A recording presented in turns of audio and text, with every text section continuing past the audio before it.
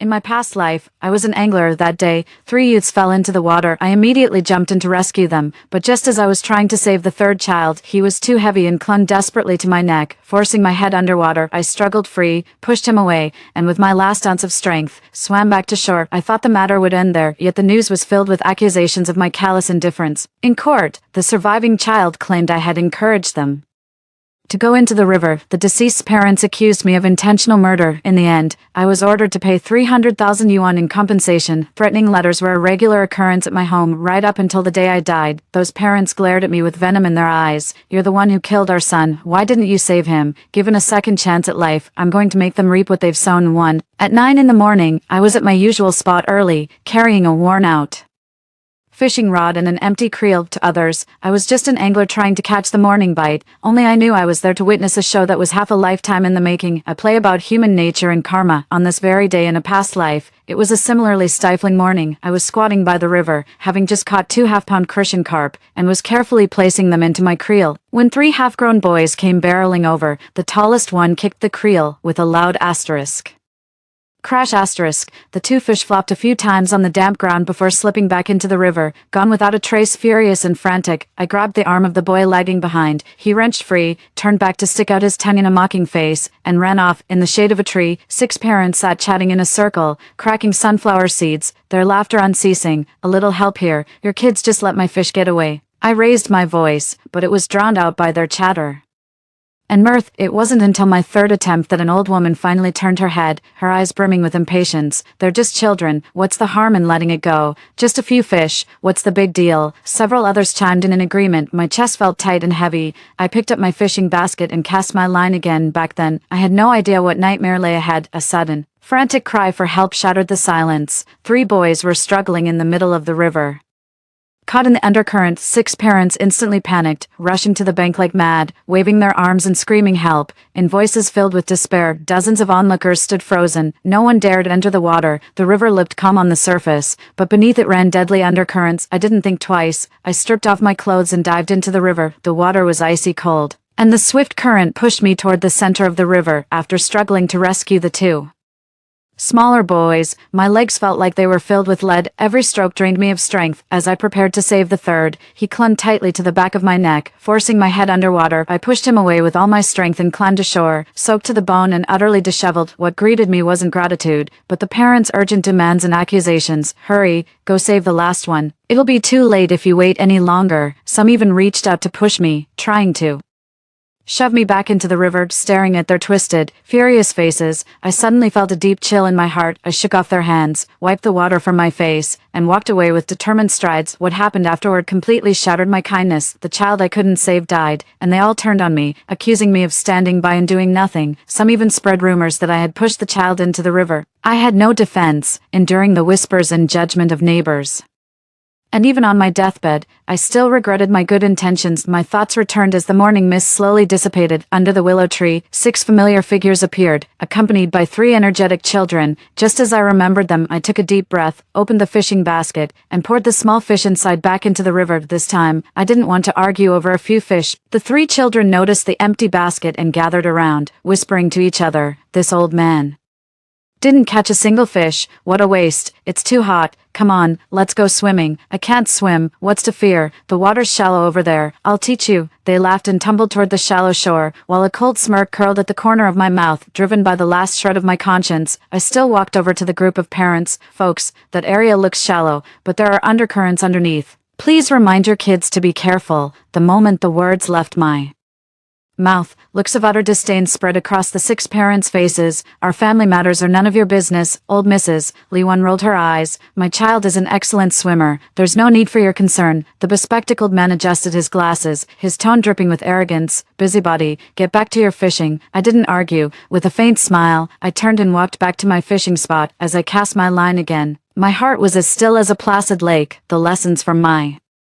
past life were harsh enough. This time, I won't be that foolish again. Not long after, a heart-wrenching cry for help echoed through the air. 3 children were swept away from the shore by an undercurrent, struggling in the river, getting closer and closer to the deep water. Situation critical. 6 parents rushed to the bank in a frenzy, screaming help at the gathered crowd, their voices filled with panic. The exact same scene as in my past life, the same crushing despair, my hand gripping the fishing rod didn't tremble at all as I calmly watched the river surface too. Despite their desperate cries, dozens of people on the bank stared at each other, not a single one willing to jump in. Everyone knows how dangerous this river is. Soon, all eyes turned to me. Young man, come over, get in the water and save them. The man who had earlier pushed his glasses up was now red-faced with urgency, his tone sharp and commanding. I lifted my gaze, my expression utterly indifferent. Is that any way to ask for help? As my words fell, the riverbank fell silent for a few seconds. I unhurriedly began to reel in my fishing rod, my movements deliberate and slow, drawing out every detail. I had no intention of saving them. Of course, the horrors of my past life replayed in my mind like a film. It was because of a moment's soft-heartedness, diving into that water, that I had condemned myself to a living hell. I was an excellent swimmer. Back then, without a second thought, I plunged into the icy river and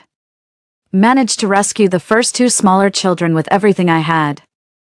By the time I dragged them ashore, I was utterly spent, my legs felt like lead, and I barely had the strength to lift an arm. Yet, seeing the tall boy still struggling in the river's center, I gritted my teeth, turned around, and charged back into the water. I had overestimated my own physical strength and underestimated the desperate, frantic will to survive in the drowning boy. As I approached the water near him, the boy, as if grasping at a last lifeline, screamed and lunged straight at me.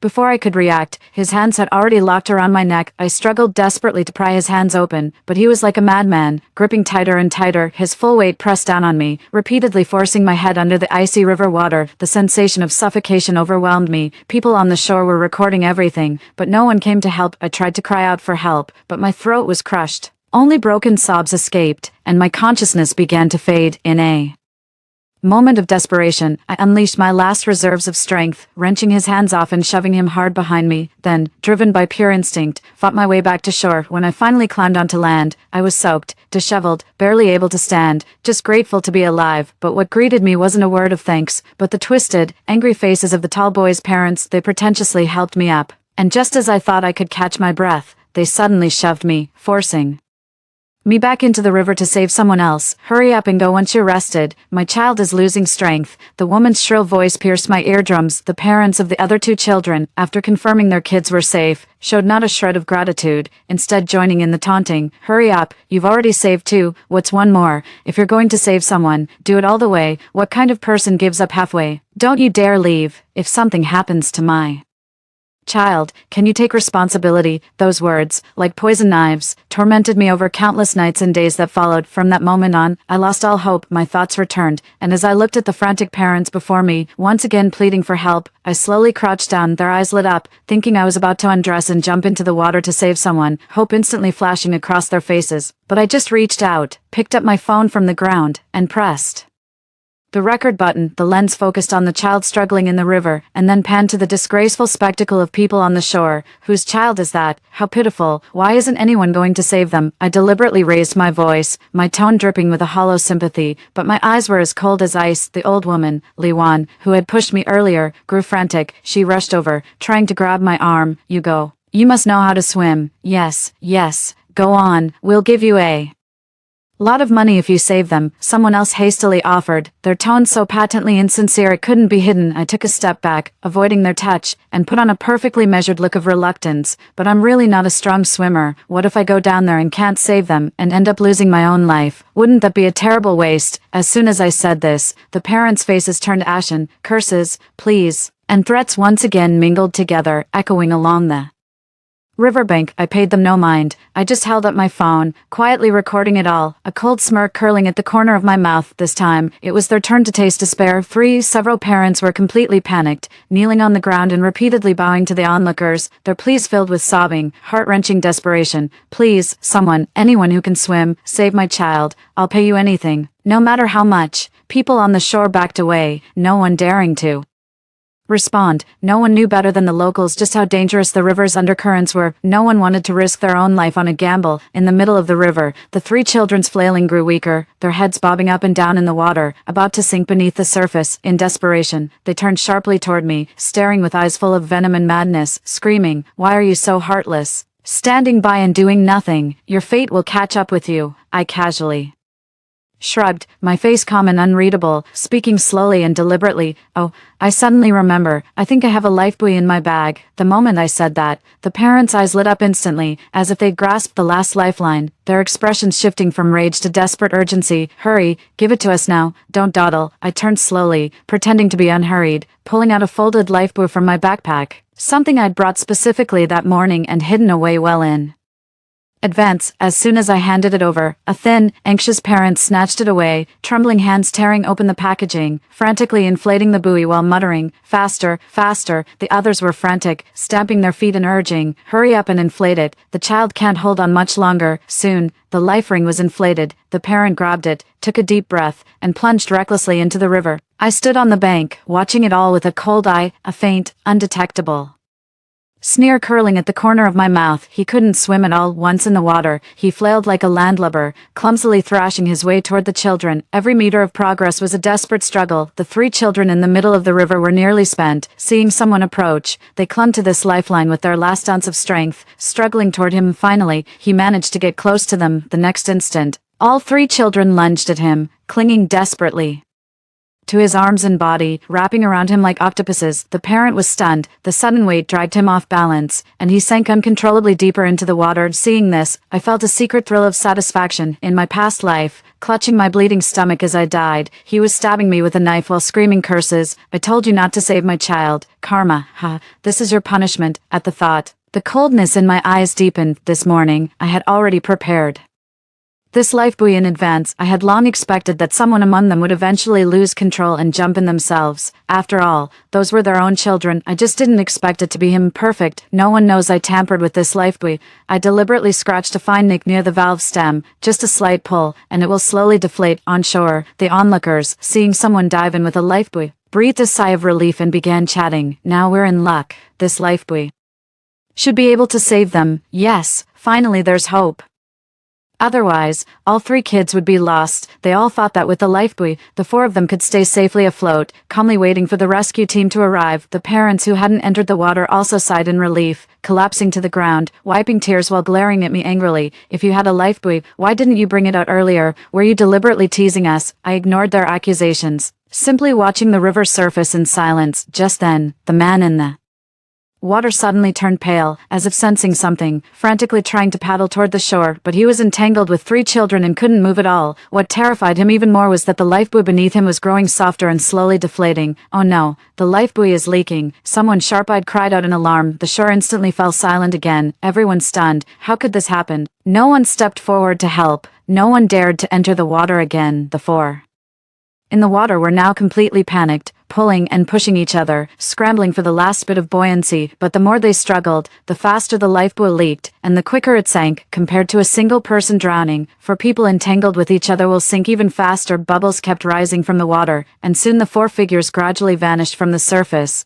leaving only ripples that spread slowly and then faded away. After an unknown amount of time, the siren of the rescue team could be heard in the distance. By the time the rescue team arrived, the 4 had already been submerged in the river for a full 10 minutes. The parents instantly broke down, collapsing by the riverbank and wailing uncontrollably. Their heart-wrenching cries were so loud they made my eardrums ache. The rescue team quickly began searching and retrieving, using long poles to probe and search through the river water. Time passed slowly, from midday until dusk, when the setting sun painted the river surface a deep, blood-red hue. Finally, someone shouted, "We found them." I followed the crowd of onlookers to the riverbank, my face expressionless. When the 4 lifeless bodies were pulled from the water, they showed no signs of life, pale faces, lips turned purple. Seeing this, the parents collapsed to the ground, their cries hoarse and ragged. On the verge of passing out, I watched it all unfold in silence, my heart utterly calm. All I felt was the sweet satisfaction of long awaited vengeance. "This is what you owe me this time. It's your turn to reap what you've sown." For the crowd buzzed with noise. "Officers, arrest him." The parents lunged at the police car like rabid dogs, spewing lies and twisting the truth. They painted themselves as the victims and heaped all the blame onto me. The officer frowned, studying me with a scrutinizing gaze, leaning against the car door, hands in my pockets. I replied with flat calm, "I haven't committed any crime. What are you going to arrest me for. They racked their brains for any reason to charge me, but couldn't come up with a shred of solid evidence. The lifebuoy sank to the riverbed, making evidence collection impossible. The so-called premeditated murder accusation is utterly baseless. After a lengthy verification process, the police had no choice but to helplessly tell the parents to go to the funeral home and handle the arrangements first. Watching the venomous hatred in their eyes, a cold smirk curled at the corner of my mouth. This was only the beginning. Just like in my past life, I was subjected to an online witch hunt. Within 3 days, the incident had completely blown up online. In their heavily embellished accounts, I was painted as an inhuman, heartless monster, someone who not only refused to help but even deliberately used a faulty lifebuoy to harm others, a complete social pariah. A torrent of online abuse flooded in. Not helping is bad enough, but kicking someone when they're down, you're a complete psychopath. This is deliberate murder. He should be locked up and the key thrown away. A bunch of self-proclaimed champions of justice emerged from the online mob to pile on the moral condemnation. If it were me, I would have jumped in to save them in a heartbeat. Unlike this heartless bastard, I know him. He can swim perfectly well. He just chose not to save them. The wave of online harassment kept growing. Someone had dug up my name, my workplace, and even pinpointed my home address that day. As I came home from work, I was hit by a pungent, foul stench the moment I reached the stairwell entrance, making me grimace. My security door was smeared with yellow and black filth. The walls were covered in sloppy red paint, scrawled with curses: "Murderer, die a horrible death, may heaven strike you down." With a blank expression, I took out my phone and photographed all the evidence. Not long after, the sound of chaotic footsteps echoed in the hallway. Zhang Wan, accompanied by 2 other parents and a pack of reporters with cameras, stormed up and blocked my doorway. "Mr. Zhang, why did you stand by and let them die? And why did you give them a faulty life ring that doomed my husband and child?" Zhang Wan grabbed my arm, wailing as if her heart were being torn out. Her grip was painfully tight on my arm, and a wave of disgust washed over me. The reporters swarmed forward, thrusting their microphones almost into my face. A torrent of spit flew at my face, and the cameras felt like they were putting me on trial. "Mr. Zhang, did you deliberately damage the lifebuoy? Do you truly feel no remorse for the child who nearly drowned?" Camera flashes strobed incessantly, their aggressive glare threatening to devour me whole. I refused to answer the reporters' questions. I intended to expose this slander against me in the most public forum possible. I pulled up my phone and dialed 110 directly. "Police, there are people trespassing on private property, engaging in malicious slander and provocation." Seeing my resolute stance, the reporters left, seemingly quite pleased with themselves. Several parents remained relentless, insisting on accompanying me to the police station. 5. Inside the police station, Zhang Wan and the others wept pitifully, their faces streaked with tears. They portrayed themselves as deeply wronged victims, constantly accusing me of being cold and heartless. But no matter how hard they tried, they couldn't produce a single piece of evidence. Seeing the police couldn't convict me, they quickly switched tactics, trying to crush me with public opinion. They started live streaming online, sobbing and dramatically recounting their tragic experiences, exaggerating the harm I supposedly caused to the extreme. "My son was only 8 years old. He's gone. It's all his fault. He could have saved him. Yet he just watched my husband sink into the river." The live stream's comment section exploded instantly, with many netizens stirred up into righteous anger. "This person must be sued. He should pay for what he did. I'm a lawyer, and I'm willing to help you for free." Encouraged by the online crowd, they made up their minds. Soon, Zhang Wan's family, along with several other parents, filed a lawsuit against me. Outside the courthouse, the area was packed with people, live streaming influencers, media reporters with cameras, and many curious onlookers. Due to the intense public attention, the court decided to live stream the trial in real time. I walked into the courtroom alone, without a lawyer. My evidence was more than enough to destroy them completely. The opposing lawyer was a sharply dressed woman who glared at me the moment she entered, as if I were her sworn enemy. The judge's gaze toward Zhang Wan's family carried clear sympathy. After all, they were victims who had lost loved ones. In court, Zhang Wan wept uncontrollably. "My son, my husband, both were killed by him." She sobbed and spun a web of lies. "He was fishing by the river, my son, and his classmate just complimented the fish, saying they were beautiful." He replied, "If you want them, go get them yourself from the river." Later, the boy went into the river and got caught in a strong undercurrent. 2 other classmates tried to rescue him and got trapped too. We begged him for help, but he threw us a broken lifebuoy. My husband couldn't swim, but he put on the lifebuoy and went to save them. While holding the child, the lifebuoy suddenly deflated, and they both sank Wah, the judge tapped his gavel. Plaintiff, please control your emotions. Defendant, do you have anything to say in your defense? At this moment, countless netizens across the country were glued to the live stream, waiting to see me confess. I slowly stood up, my gaze sweeping over Zhang Wan and the others' panicked faces, remaining completely calm. In my past life, they had fabricated lies, falsely accusing me of luring the child into the water. Later, when they realized their mistake, they jumped in to save the child, hardly the heroic act of bravery they claimed. In the quiet courtroom, I spoke with firm, deliberate words. I have surveillance recordings and several pieces of evidence to submit. 6. Zhang Wan and the others' faces turned pale, their expressions filled with disbelief. The police had already investigated, but the public surveillance cameras along the riverbank had been broken for a long time. The bystanders who recorded footage by the river couldn't recall the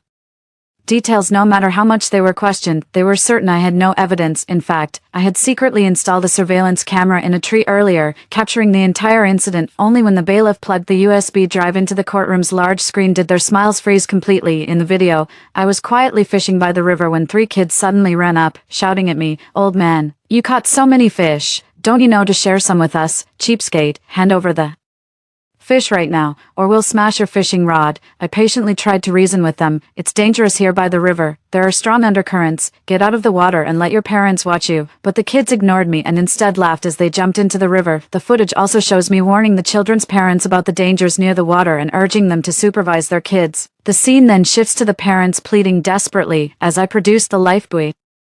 I said clearly, "This lifebuoy has been stored for a long time and may not be safe. You'd be better off waiting for the rescue team, or finding someone who can swim to help." "Impossible. Why would there be a surveillance camera there?" Li Wan roared at me, telling the judge it was fabricated. "I've always liked setting up cameras because my fishing rods have been stolen several times. There are always some people who think they can do whatever they want if there's no surveillance." Exposed by me, Li Wan was left speechless. After the video finished playing, I produced 2 more items, a disability certificate and a certificate of commendation for a heroic act. In my earlier years, I sustained a severe leg injury while saving someone, resulting in a permanent disability. If I entered the water, my leg would likely seize up, making it impossible for me to rescue anyone. I held up the disability certificate, my voice carrying throughout the courtroom. This commendation was issued by the government 5 years ago when I rescued a drowning child. I am not someone who stands by and watches others perish. On the contrary, I am more than willing to save those who are truly worth saving, but I will not risk my own life in a futile sacrifice, nor will I indulge the dangerous behavior of reckless children. The live stream chat exploded instantly. Holy crap, a plot twist.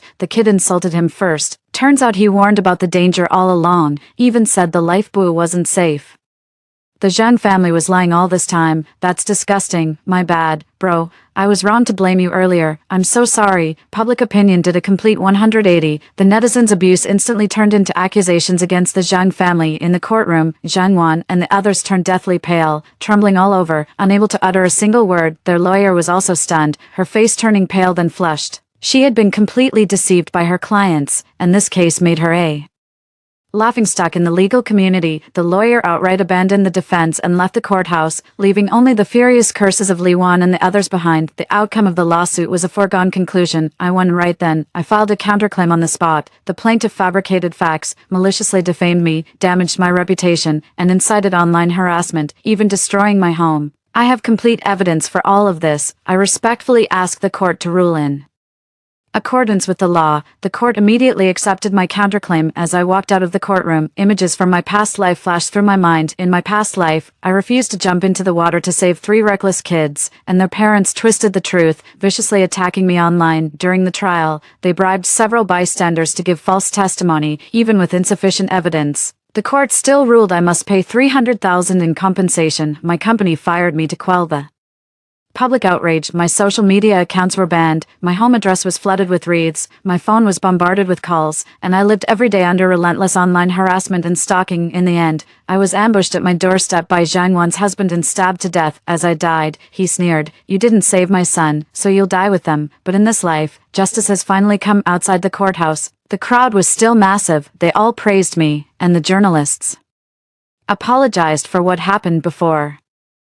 I accepted it, and along the way, the gentle breeze lifted my spirits. 7. I barely paid attention to what happened afterward, until my colleague brought it up. It turned out that not long after, news came of Zhang Wan's death. She had been beaten to death by her own mother-in-law. It turned out that on that day, Zhang Wan had taken the initiative to organize the children to play by the river, and even urged her husband, who couldn't swim, to jump in and save someone. The mother-in-law, having lost her only son and grandson, was consumed by grief and rage, which led her to commit such an extreme act. Hearing this news, I felt not a single ripple of emotion. This was the justice she deserved. Under public pressure and the court's ruling, the parents of the other 2 children came with their kids to publicly apologize to me. I didn't respond, just accepted their 100,000 yuan compensation payment for the damage they caused to my reputation. With that money, I bought a brand new fishing gear set. In my free time, I still go fishing by the river. Using the new gear, I caught 7 or 8 big fish in a row. I haven't returned to that river, as it's been fenced off after someone drowned there. A tall warning sign reads, "Deep water, dangerous, for people have drowned here." I probably won't ever encounter such a bratty kid and unreasonable parents again. Online discussions continue, with many netizens commenting, "Human nature is so dark,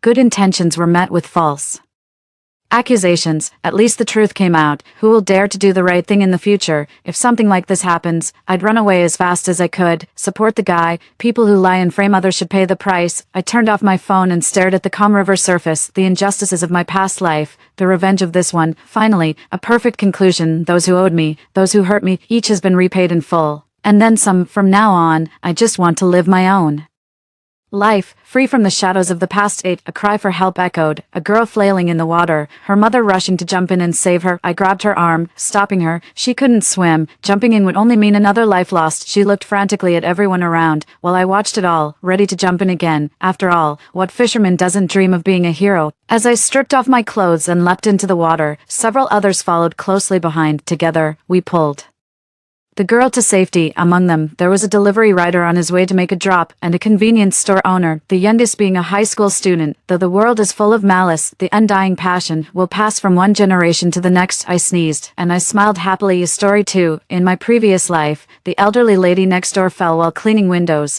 and I desperately grabbed hold of her. As a result, I ended up injuring her arm. Her son pointed his finger at me, accusing me of pushing her on purpose. Everyone in the building believed him. I was sued, ended up paying 300,000 in compensation, and got locked up for 2 years. After I got out, my mother was so upset about the whole thing that it literally killed her. When I opened my eyes, I found myself back on that day. I looked at the old lady cleaning the window outside, then silently unlocked my phone. I booked a flight to the Maldives. This time, I didn't even glance at the window. I woke up with a sudden, violent palpitation. Cold sweat soaked through my pajamas, clinging clammily to my back, while my chest felt as if crushed by a massive boulder, each breath bringing a searing, tearing pain. The lingering shadows of the nightmare hadn't yet faded. The icy prison bars, the neighbors' scornful gazes, the judge's impassive face as he struck the gavel, and my mother's clouded eyes, filled with utter despair, just before she died. Her bony hand clutched at my sleeve, her lips trembling without making a sound. Only her tears traced the deep wrinkles on her face, falling and searing my heart with their scalding heat. I jolted upright, gasping for air, and scanned my surroundings. The familiar room, the familiar curtains, sunlight squeezed through the cracks, casting dappled patterns on the floor. This wasn't a prison cell, nor a hospital's terminal ward. My heart still hammering in my chest,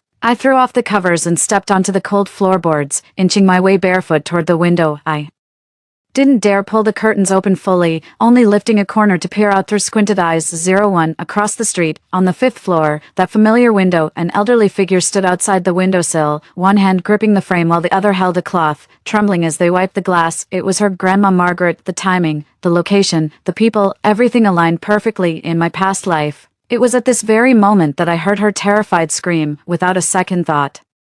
I rushed to the window, leaned out as far as I could, and desperately grabbed her falling hand, and that was when the nightmare began. I clenched my phone tighter, the cold metal casing digging painfully into my palm. Fingers glide across the screen, finding that familiar blue app, and tapping to open it. Destination, Maldives. Time, today, next available flight, Mom, confirm and pay. The whole process took less than a minute, and my fingers remained perfectly steady without the slightest tremor. After finishing, I released the curtain, turned around, and shut that faltering figure completely out of my world. I quickly pulled the suitcase from the closet and mechanically stuffed it with summer clothes, my passport, and a charger. I didn't glance back at the window again. My heart is a wasteland buried under a blizzard, utterly lifeless, with nothing but the cold. This time, I'm running away, far, far away. I'm back. I'm no saint, just an ordinary person who's already been broken once. All I want is for my mother and me to live in peace. In the airport departure hall, beyond the massive glass walls, planes were taking off and landing. Flight announcements echoed through the terminal, mingling with the murmur of conversations, a cacophony that felt both overwhelming and hollow. I had my noise-canceling headphones on, volume cranked all the way up, trying to shut out the world, but some sounds just can't be blocked out. Did you hear? Over in the West District, at that XX residential complex, an elderly woman fell from her balcony. The conversation between two women at the next table pierced through the music and wormed its way into my ears. My blood ran cold, and my body froze stiff, unable to move. Really? Oh my, that's so high. What happened to the person? Not sure, but it's blowing up online. They're saying the fall was really bad, and an ambulance had to be called. My fingers tightened around the phone, nails digging deep into my palm, yet I felt no pain. With trembling hands, I unlocked the screen and tapped on the local news notification.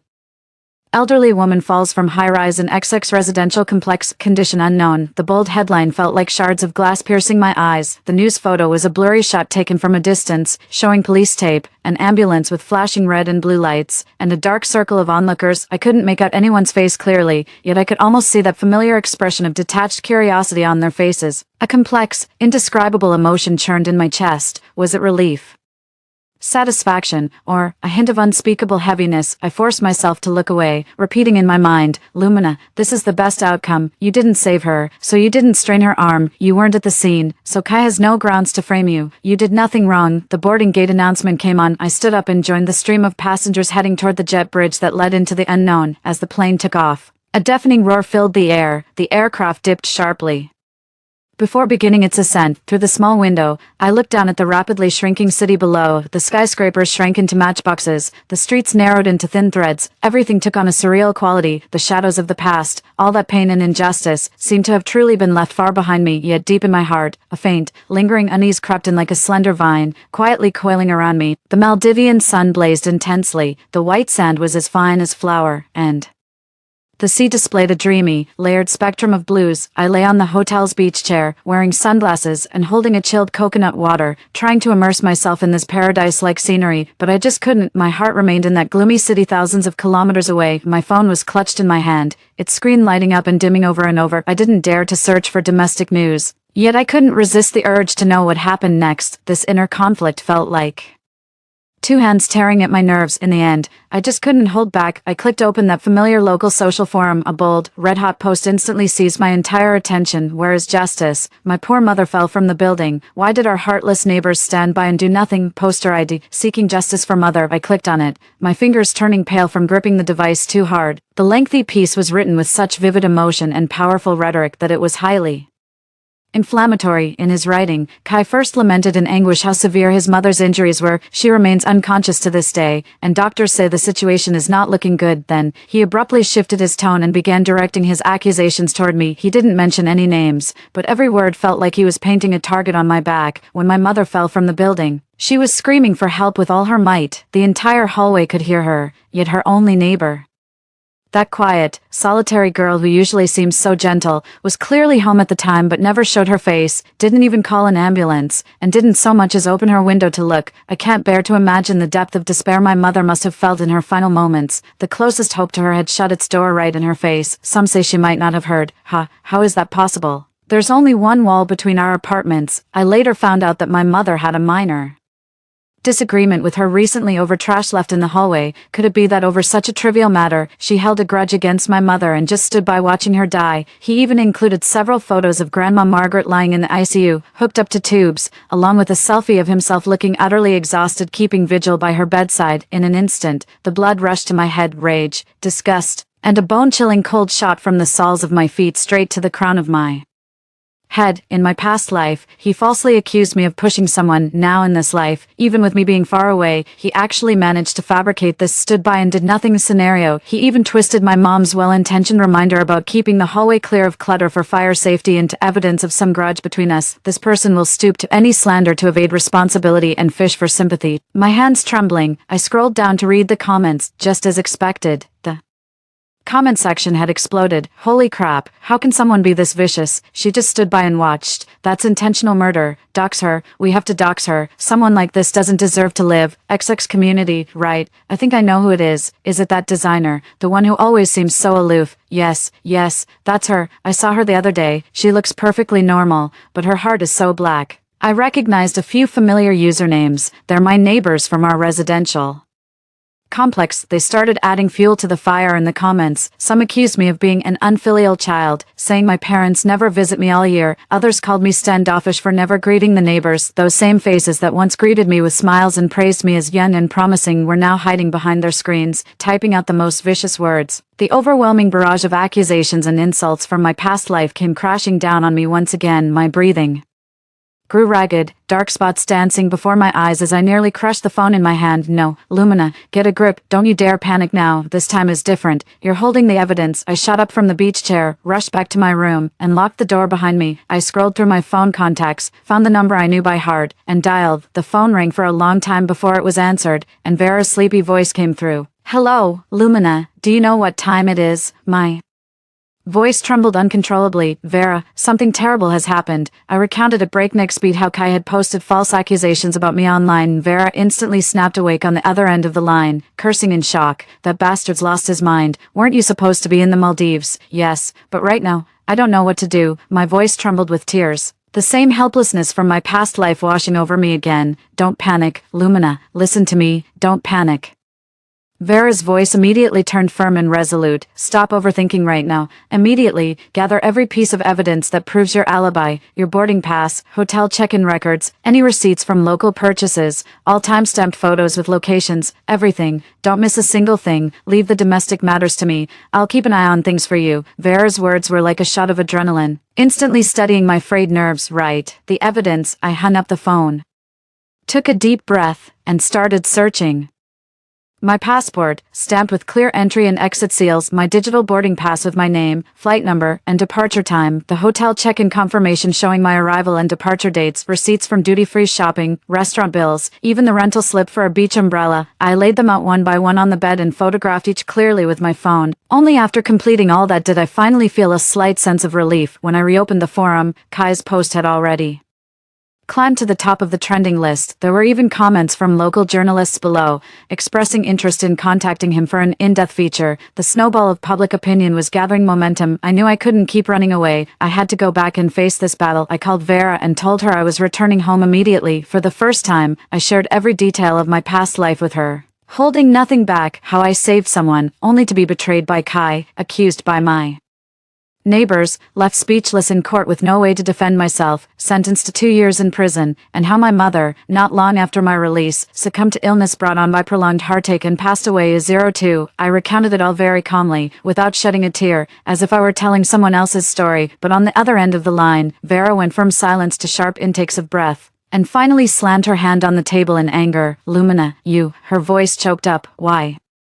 didn't you tell me any of this sooner? What difference would it make if I told you? No one believed me back then, I said, my voice tinged with weary resignation. I believe you. I do. Vera practically shouted. Lumina, listen to me. This time is different. We have evidence. Come back right now. I'll meet you at the airport. We're going to sue him. We'll sue him until he's bankrupt and rotting in jail. After hanging up, I felt the boulder that had been crushing my soul for what felt like 2 lifetimes finally begin to shift, if only by a crack. Before returning to the country, I came across Kai's latest post. He started a live stream on a short video platform titled Raising Funds for My Mother, seeking help from kind-hearted people. In the video, he sat on a bench in the hospital corridor, eyes swollen and red, face unshaven, weeping uncontrollably as he spoke to the camera. My mom is still lying in there. The doctor said the follow-up treatment costs are astronomical. We're just an ordinary family. My dad passed away early, and my mom raised me all by herself. Now that she's bedridden, I really don't know what to do," he cried with such raw emotion, tears and mucus streaking his face, that it moved many soft-hearted viewers in the live stream to send donations. But then, he shifted his tone, his eyes flashing with carefully measured indignation. "I just can't wrap my head around it. If that neighbor had just lifted a finger to help, even just called out for my mom or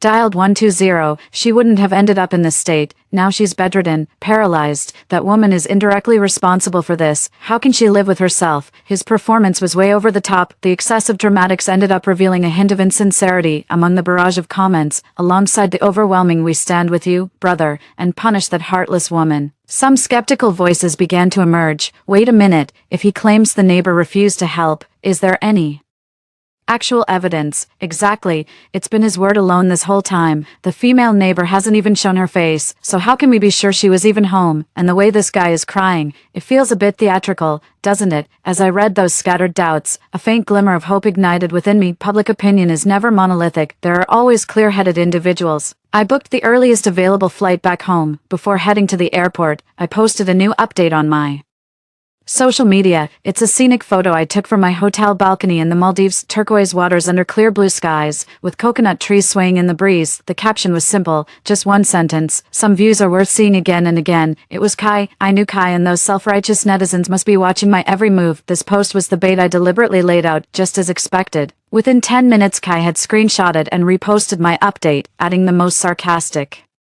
caption: "Everyone, come look at this. This heartless woman put my mother in a wheelchair, and she still has the nerve to go on vacation and post travel photos. Is her heart made of stone?" Once again, he personally stamped my alibi with an ironclad seal. I let out a cold laugh and turned off my phone. At the same time, I called the customer service lines of both the airline and the airport, requesting copies of the surveillance footage from my boarding gate and security checkpoint under the pretext of needing reimbursement documentation. This is the first grand gesture I'm preparing for Kai upon my return to the country. The night before coming back home, I had a dream. There were no prisons, no courtrooms, nor Kai's revolting face in that dream. I dreamed of my mother, wearing that beige cashmere sweater I bought for her. She sat on our living room sofa, smiling at me with gentle, luminous eyes. She didn't speak, but her gaze seemed to say, "My child, your mother believes in you."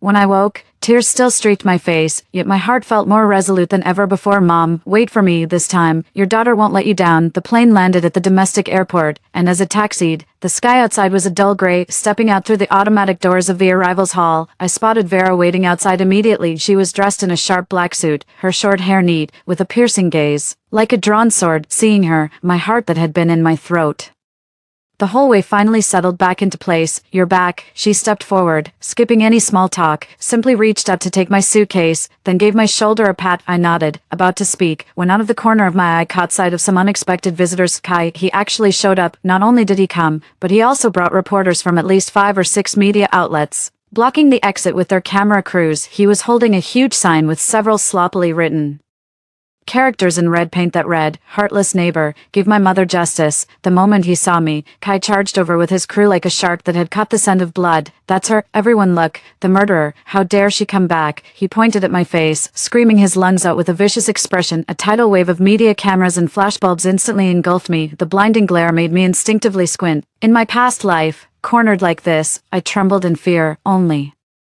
able to weakly repeat, "It wasn't me," over and over. But now, I just stared blankly at the clown making a scene before me. I could even clearly see the flecks of spit flying from his mouth in his excitement, and the greed and smugness he couldn't quite hide in his eyes. He shot Vera a knowing look. Vera immediately understood the cue and stepped forward, positioning herself as a shield in front of me, without raising her voice. Her professional training as a lawyer allowed her words to carry with clarity and authority to every corner of the room.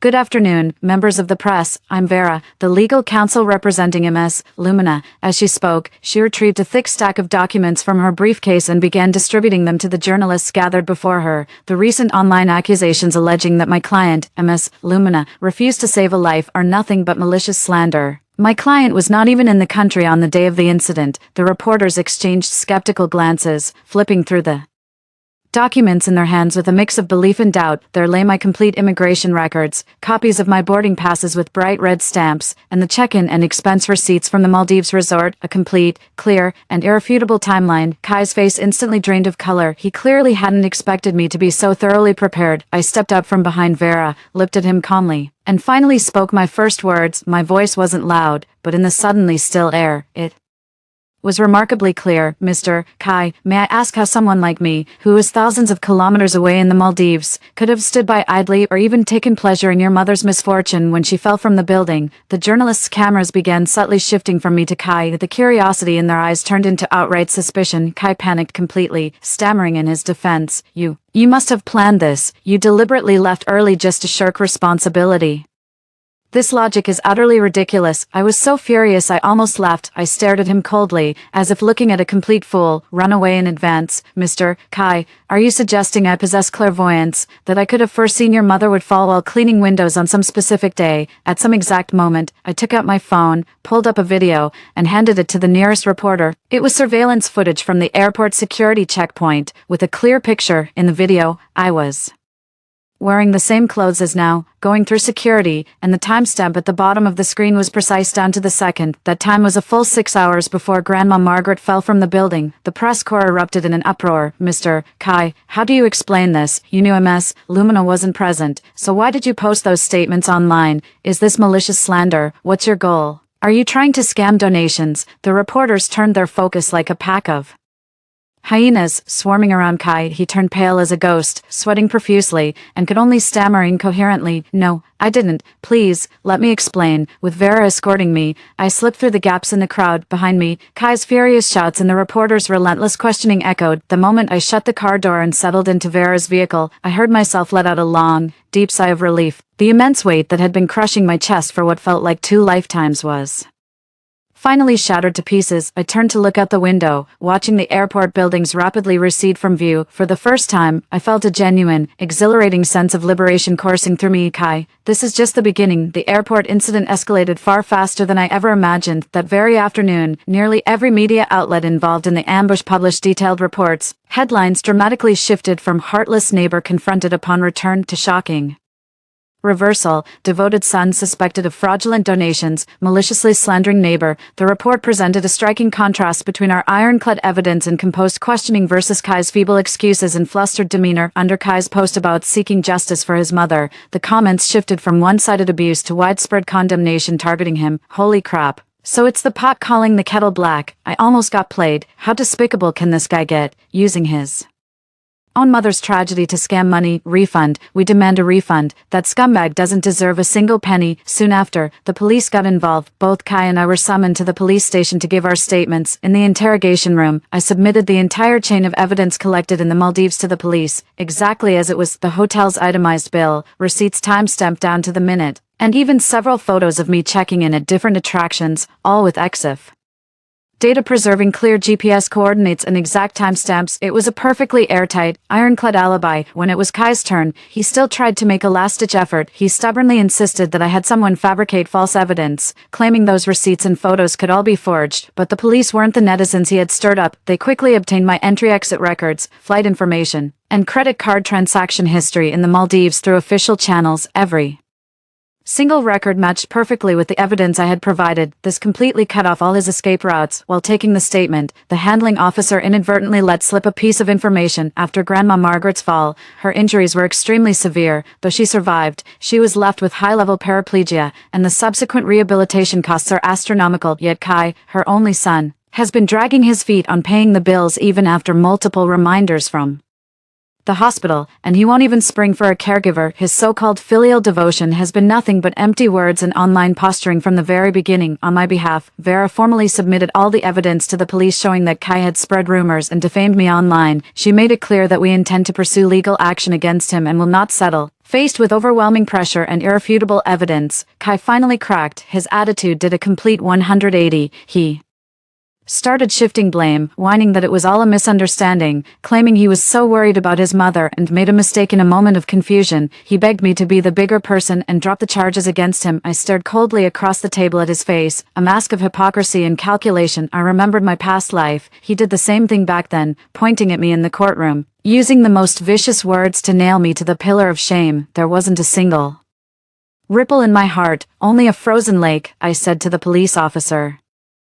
Word by word, I will not drop the charges. I want him to pay the price he deserves for every single word he said. Kai's face instantly turned ashen gray when I stepped out of the police station. Night had already fallen. This time, I won't be anyone's doormat. I returned to the neighborhood that made me feel suffocated. 03 in the elevator. I ran into Auntie Zhang from downstairs just a few days ago. She had been indignantly denouncing me in the residents' group chat, saying you can't judge a book by its cover. When she saw me, she gave an awkward smile, her eyes darting away. After a long pause, she finally managed to say, Lumina, you're back, about what happened online. We all saw it. We really misunderstood you. I didn't respond to her attempt at friendliness, just gave a slight nod and silently watched the numbers on the elevator door as I waited. The elevator doors opened, and I walked straight out without giving her another glance. I don't need this cheap, belated understanding. I got home, locked the door behind me, and leaned against it, completely drained, as if all the strength had been sucked out of me. Outside the window, the city was aglow with countless lights. Finally,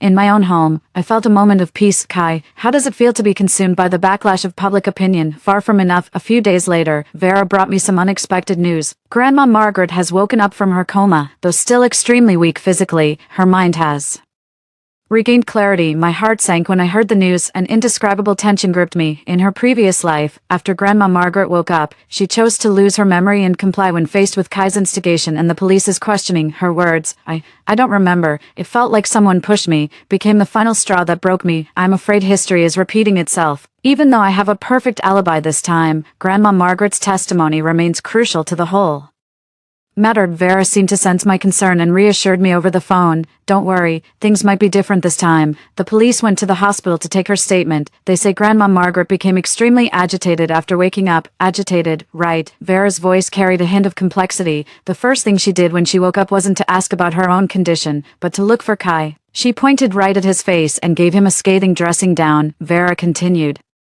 Granny Margaret, lying in her hospital bed and in front of the police, tearfully called Kai an ungrateful son. She said that during her many days in the hospital, Kai hadn't hired a caregiver for her, and she often went without proper meals. He even saw her as a burden and was planning to send her off to the countryside after she was discharged, just to get her out of his sight. My heart felt as if it had been sharply wrenched. She said even more. Vera's tone turned serious. Granny Margaret told the police that Kai had been leeching off her for a long time. In his 30s, Kai had no steady job and spent his days idling around, either playing cards or drinking. Whenever he ran out of money, he'd come back to her and demand more. Not long ago, he had racked up gambling debts and even pressured her to sell the house she was living in to pay them off for him. As for the day she fell, Vera paused. Granny Margaret said she never wanted to clean the windows in the first place. Kai pressured her into it. He told her to climb outside the windowsill so he could film a hardworking elderly short video to post online, hoping it would go viral and earn some tips. Hearing this, a chill shot up my spine and instantly spread through my entire body. So from the very beginning, this was nothing but a shameless stunt orchestrated by Kai himself, exploiting misery for online clout. And Granny Margaret's fall was merely a bloody accident in this grotesque spectacle. Kai's devoted son persona was completely shattered by Grandma Margaret's own tearful and bitter accusations. His motive for framing me is crystal clear. He wasn't seeking justice for his mother. He just needed a scapegoat to shoulder her exorbitant medical bills and cover up his own crime of pushing her into danger. My heart was a whirlwind of conflicting emotions. There's a profound hatred for Kai's extreme selfishness and malice, as well as complex feelings towards the character of Grandma Margaret. In her previous life, though fully aware of the truth, she chose silence under her son's coercion, effectively handing the executioner's blade to me, the one who had saved her life. Her weakness and compliance made her an accomplice to the tragedy, but in this life, when she herself was utterly abandoned by her son, lying alone and helpless on her sickbed, she became a complete victim through and through. A profound sorrow washes over me. It turns out, in this tragedy, there are no true victors. Grandma Margaret's clarity came too late in the previous life. Too late for me, already imprisoned, and for my mother, who had already passed with bitter regrets. Yet this time, her newfound clarity became the sharpest blade, piercing straight into the heart of her own son. Granny Margaret's testimony exploded like a bombshell, sending shockwaves through the entire neighborhood. After being sensationalized by several media outlets through police channels, Kai's facade as a model filial son was completely torn away, revealing his true greedy, selfish, and cold-blooded nature underneath. In the neighborhood residents chat group, those neighbors who had been defending Kai and criticizing me just days ago did a complete about-face overnight. What a monster, an absolute monster, to force his own mother to climb out on a window ledge just to film a video. This scum deserves to be drawn and quartered. And to think we actually felt sorry for him. I propose we submit a joint petition to remove this trash from the homeowner registry. Let's drive him out of our neighborhood. The torrent of verbal abuse grew even more vicious, 100 times fiercer than when they had targeted me. In that moment, the ugliest facets of human nature, its cruelty and blind conformity, were laid bare for all to see as I walked through the neighborhood. Those who used to point fingers and avoid me now scatter like mice at the sight of a cat when they see me. They either lower their heads, pretending to look at their phones, and hurry past, or they deter from a distance, not daring to make eye contact with me. A few of the most vocal ones from the group chats, like Aunt Lou who lives across from me, actually came up to me on their own when we met in the hallway the other day. With an ingratiating yet awkward smile plastered on her face, she rubbed her hands nervously and stammered, "Well, Lumina, about what happened in the group chat. Please don't take it to heart. We were fooled by that Kai too." Who would have thought he was that kind of person? As I looked at her guilt-ridden face, I felt nothing but disgust. Fooled? No, you weren't fooled. You're just reveling in the thrill of standing on moral high ground, arbitrarily judging and attacking an innocent, seemingly vulnerable individual. Your apology isn't because you've recognized your own mistakes, it's simply because you realized you backed the wrong side, afraid of my retaliation, terrified of being swept into the court of public opinion. I didn't accept her apology, didn't even grant her the courtesy of looking her in the I just gave a faint in response, then took out my keys, unlocking, opening, and closing the door, shutting out her hypocritical face along with all the clamor of the world. Vera reminded me that although public opinion is currently in my favor, people's hearts are unpredictable, and neighborly relations have hit rock bottom, urging me to be vigilant about my personal safety. I took her advice. I hired a professional security company to install high-definition surveillance cameras at my front door and around all windows. They're connected 247 with cloud storage. I no longer trust human conscience. I only trust cold machinery and the rule of law. Towards those who have hurt me, my stance is clear. No forgiveness, no pursuit, no entanglement. I won't stoop to their level by lashing out with vicious words. I'll simply draw a clear boundary between their world and mine with my indifference and disregard. Let them stew slowly in their own guilt, unease, and suspicion. This cuts deeper and lasts longer than any revenge ever could. A few days later, we received good news. Kai was formally arrested on suspicion of abandonment and fraud for soliciting fraudulent online donations. I stood by the window, looking down at the street below. The neighborhood, already somber after Grandma Margaret's fall, now sank into an eerie silence in the wake of Kai's crimes. What a profound irony this is. Kai's case quickly moved into judicial proceedings. Vera, acting as my attorney while also serving as the legal aid lawyer for Grandma Margaret's abandonment case, submitted mountains of evidence to the prosecution. I attended the court hearing that day. I didn't take a seat at the plaintiff's table, choosing instead to sit in an inconspicuous corner of the public gallery. I just wanted to see with my own eyes what would ultimately become of the person who ruined my life. Kai looked even more haggard in the courtroom than he had at the airport, dressed in detention center garb with a buzz cut. He seemed completely drained of all vitality, but he was still making one last desperate attempt. 04. He claimed he hadn't abandoned his mother, insisting he was just temporarily short on funds to cover the medical bills. He argued that there was no fraud, stating that the donations he collected were intended to be used entirely for his mother's treatment. However, when the video evidence, recorded by Grandma Margaret herself, detailing his various misdeeds, was played in court, all his excuses fell utterly flat. My alibi, combined with his highly inflammatory online remarks, sealed his fate in the court of public opinion. Finally, the judge delivered the verdict in open court. Kai was sentenced to 5 years in prison for the combined charges of abandonment and fraud. The moment the gavel fell, I saw Kai go limp and collapse in the defendant's dock. There was no ecstatic joy or thrill in my heart, as I had imagined, only a heavy, yet relieving sense of liberation. That demon from my past life, who dragged me into hell, has finally received the punishment he deserved. Immediately after, Vera, acting on my behalf, filed a civil lawsuit against Kai for defamation, demanding a public apology and compensation for my emotional distress. While incarcerated, Kai initially tried to play the tough guy, refusing to apologize or offer compensation. But when Vera sent a legal notice making it clear that defying the civil judgment would mean a longer sentence and stiffer penalties, he finally got scared. In the end, a signed apology from Kai was published in a small corner of the local newspaper with the widest circulation. The court-ordered compensation of 100,000 yuan for my emotional distress was also paid by his family on his behalf. I took that money and didn't keep a single cent of it, in my mother's name. I donated all of it to a local foundation that provides legal aid to underprivileged groups. Holding the newspaper with the published apology letter and the court's verdict, I went to my mother's graveside. The photo on the tombstone was taken on her 50th birthday, her smile gentle and kind. I gently placed the court verdict and newspaper in front of the tombstone, securing them with a small stone. I crouched down, running my hand over the cold name engraved on the tombstone again and again. "Mom," I began, my voice hoarse and choked with suppressed sobs. "I failed as a daughter. I let you suffer injustice. Did you see that? That villain finally got what he deserved.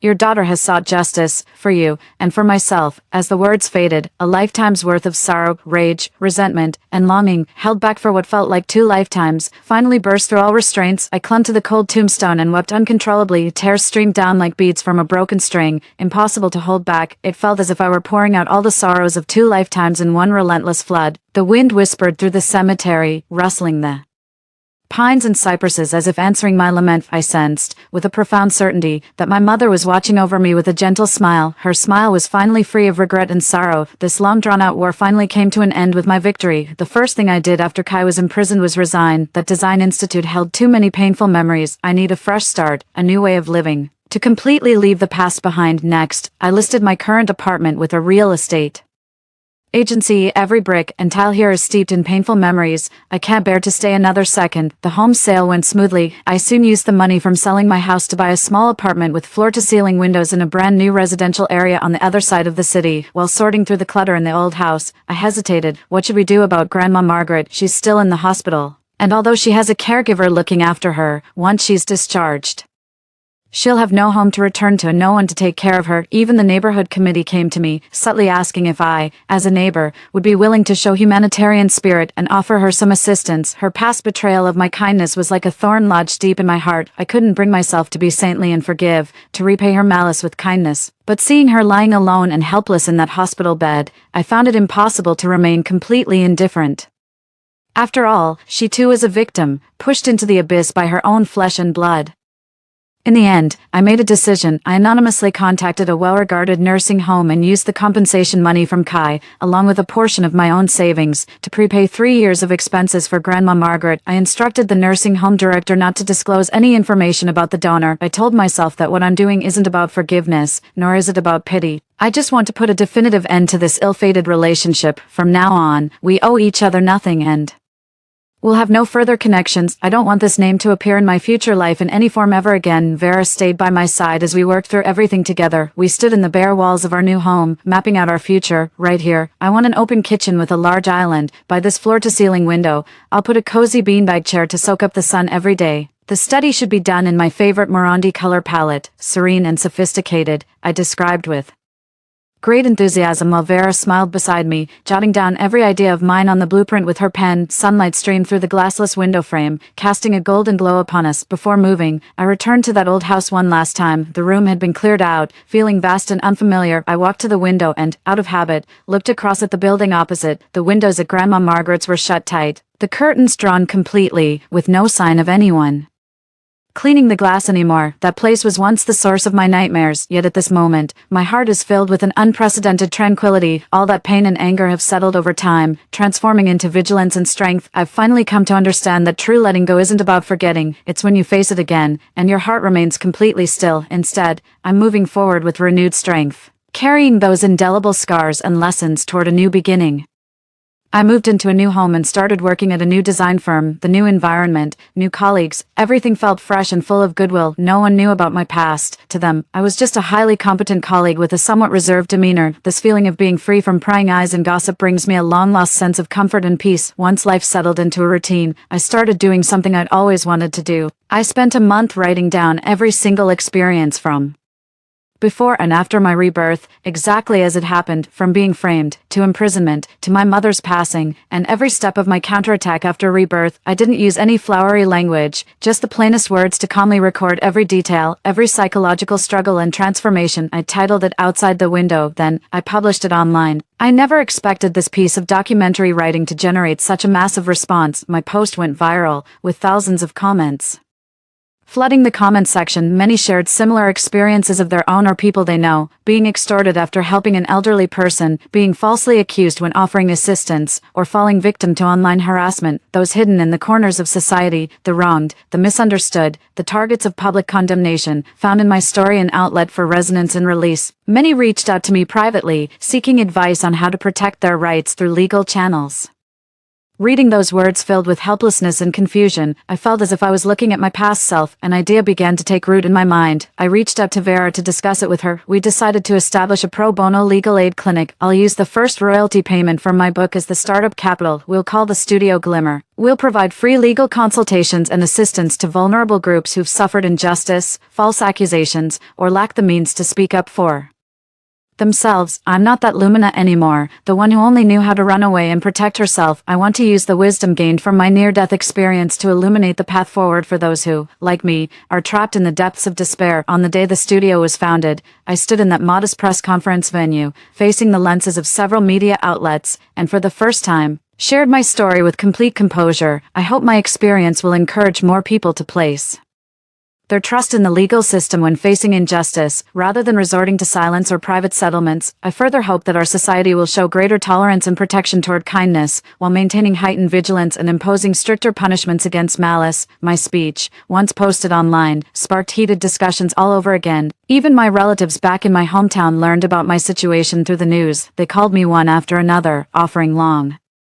lost care and support over the phone. Family ties that had grown distant because of my record suddenly felt warm again in that moment. I feel like I've finally found true meaning in my life, no longer just struggling to survive, but fighting for justice and for those in need. I know that if my mother were looking down from heaven, she would be proud of me, because her daughter has not only redeemed herself, but is also trying to bring a glimmer of light to this imperfect world. Time is the finest filter, and the fairest judge. Over the years, I'd occasionally hear bits and pieces about those people from the past through Vera. In prison, Kai's poor behavior, defiance of authority, and repeated rule violations not only prevented any sentence reduction but actually got his time extended. His notorious reputation for landing his mom in prison spread inside, becoming a source of mockery among the inmates. They say that after he was imprisoned, not a single relative or friend ever came to visit him. He got a bitter taste of what it means to be abandoned by all and to suffer the consequences of his own actions. 05. Those neighbors who once vilified me and kicked me when I was down in the owners group chat have all seen their lives affected in one way or another. After my charitable work was reported, some busybodies dug up the chat history from that owners group and exposed those people's true colors for all to see. Some were called in by their companies and lost their shot at a promotion.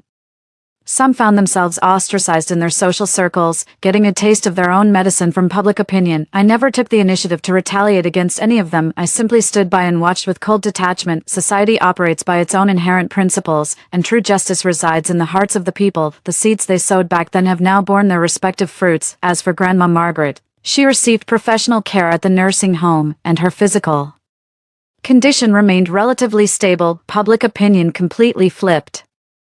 However, she never left that bed again. Vera mentioned that the caregivers at the nursing home had passed along that Grandma Margaret occasionally spoke of me. There was no resentment in her eyes, only a deep, belated remorse. She had someone relay a message to me, repeating the same 3 words over and over. I'm sorry, let bygones be bygones. I no longer dwell on rights and wrongs, nor do I hold on to past grudges and grievances. I've come to understand deeply that the best revenge against those who've hurt you isn't to retaliate in kind, it's to live your own life well, more brilliantly, more wisely, and more meaningfully than they ever could. Let them remain trapped in the regret and shadows they've created, while you've already moved on to higher ground, witnessing vistas they'll never see. Our Glimmer Studio continues to grow and expand. With Vera's professional management and my personal influence, we've helped an increasing number of vulnerable people win one seemingly impossible case after another. My name has gradually become synonymous with justice and hope in many people's conversations. Sometimes I wonder if my mother might still be alive had I not saved her in our previous life, but in this lifetime, I've chosen a different path. I not only saved myself, but in my own way,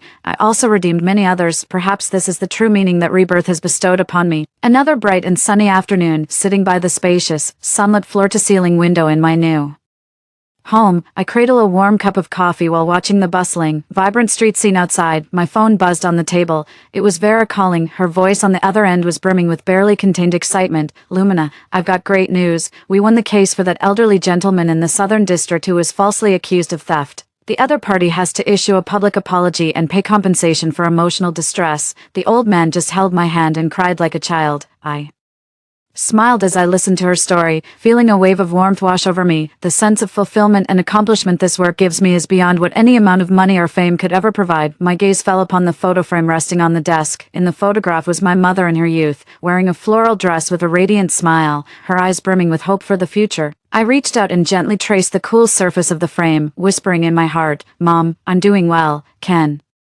You see, I'm no longer the Lumina who lives in the shadow of the past. I've found the courage and strength to redefine my own life. The pain and suffering I once endured have now become part of my very being, no longer scars, but armor. My life, career, and friendships are all falling into place, and I'm filled with boundless hope for the future. I stood up and walked over to the massive floor-to-ceiling window. Sunlight streamed over me without reservation, warm and bright. Outside the window, the trembling figure wiping the glass was gone, along with the former clamor, accusations, and disputes. Only a tranquil and serene city sky remained. I knew, this time, I wasn't just not even glancing at the window. I had completely and resolutely shut that window to all the pain of the past. Then, for myself, I opened a brand new door leading to a bright future. I took a deep breath. The air carried the scent of sunshine and fresh grass. With a smile and a tranquil heart, I embraced the new chapter of my life. Story 2. In our past lives, the three of us disciples were hunting demonic cultivators when they unexpectedly poisoned us in their dying moments. Both the eldest and second senior brothers fell victim to the love poison, though my heart had always belonged to the eldest, so I gave the only antidote to the second brother and chose to personally detoxify the eldest senior brother. He was forced to become my cultivation partner afterward, only for me to later discover his true affection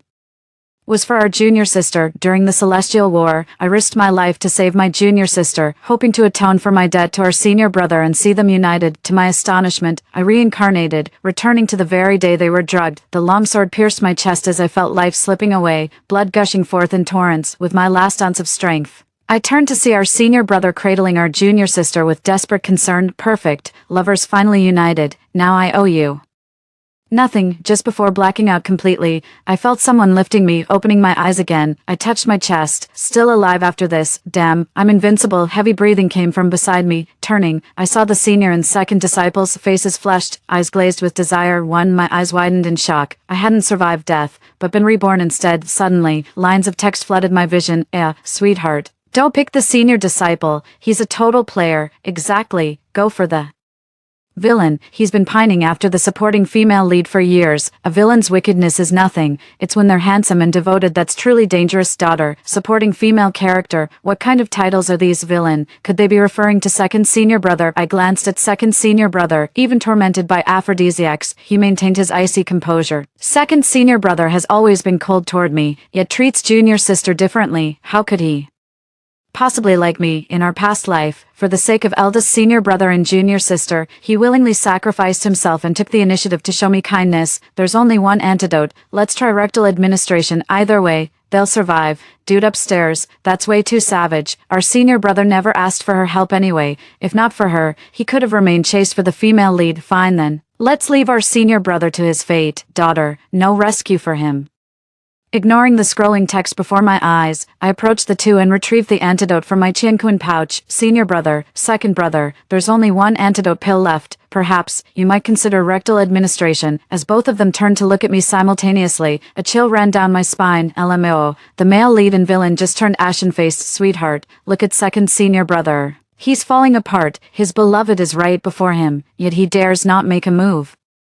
Through these words, I realized we're living in a scripted tale. First senior brother as the male lead, junior sister as the heroine, me as the supporting female, and second senior brother as the antagonist. After what happened in my past life, I wouldn't dare entertain any improper thoughts about the senior brother again. The senior brother noticed my dazed expression. Junior sister, before he could finish, I shoved the antidote into his mouth. For some reason, his eyes held a flicker of shock and disbelief. The second brother curled his lips into a mocking smile, closed his eyes, and lowered his head in resignation. Why did the supporting female character give the antidote to the male lead? Shouldn't she have cured him with her own body? Well, if the male lead gets to take the antidote, is it really too much for the villain to have the supporting female? My eyes, they're already getting it on. With the antidote taking effect and eldest brother out of danger, I must rescue second brother immediately. We're sworn siblings after all. I can't just Stand by and watch him die. I hauled second brother up, supporting him as we prepared to depart by sword flight. Eldest brother called after me, "Junior sister, where are you taking him?" I didn't respond. From then on, we were even, and I wanted nothing more to do with him. While flying on my sword,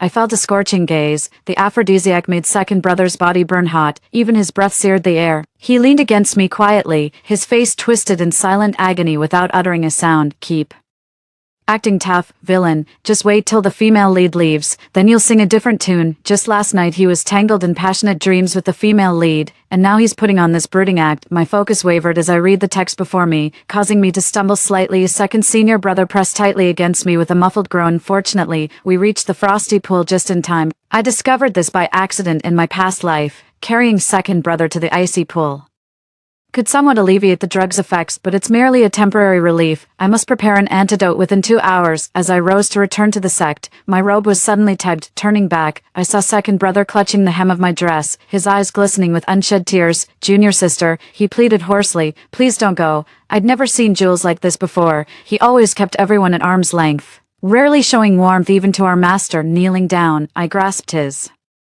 ice-cold hand that felt like it had been submerged in glacial water. "Second brother, don't worry. I won't abandon you. I'll prepare an antidote and return immediately." After coaxing Jules to release his grip, I immediately took flight on my sword. Meanwhile, the lure's aphrodisiac effects had worn off. His cultivation hadn't recovered enough to stop Ira from taking Jules away. There was only one antidote, and the alternative solution was all too clear. In fury, he swung his sword at a nearby boulder. By the time his strength returned, he gave chase but found no trace of them. After Ira left, Jules in the icy pool stiffened, his eyes filled with icy detachment. I rushed into the apothecary, gathered the herbs needed for the antidote, and dumped them all into the alchemy furnace, with hands forming mystic seals. Wisps of blue smoke rose as the elixir completed its transformation. I rushed back to the frigid pool without pause, yet Jules was nowhere to be seen. "Second brother, where are you?" Time was running out, but he remained unfound. Circling the icy pond once, a dreadful premonition took hold. Diving into the depths, I indeed encountered that hauntingly familiar silhouette. I struggled to pull him upward through the water, breaking the surface and immediately forcing the antidote between his lips. The glacial pond water pierced like needles as I hauled Jules ashore, kindling a bonfire while waiting for him to regain consciousness. Night fell completely, yet Jules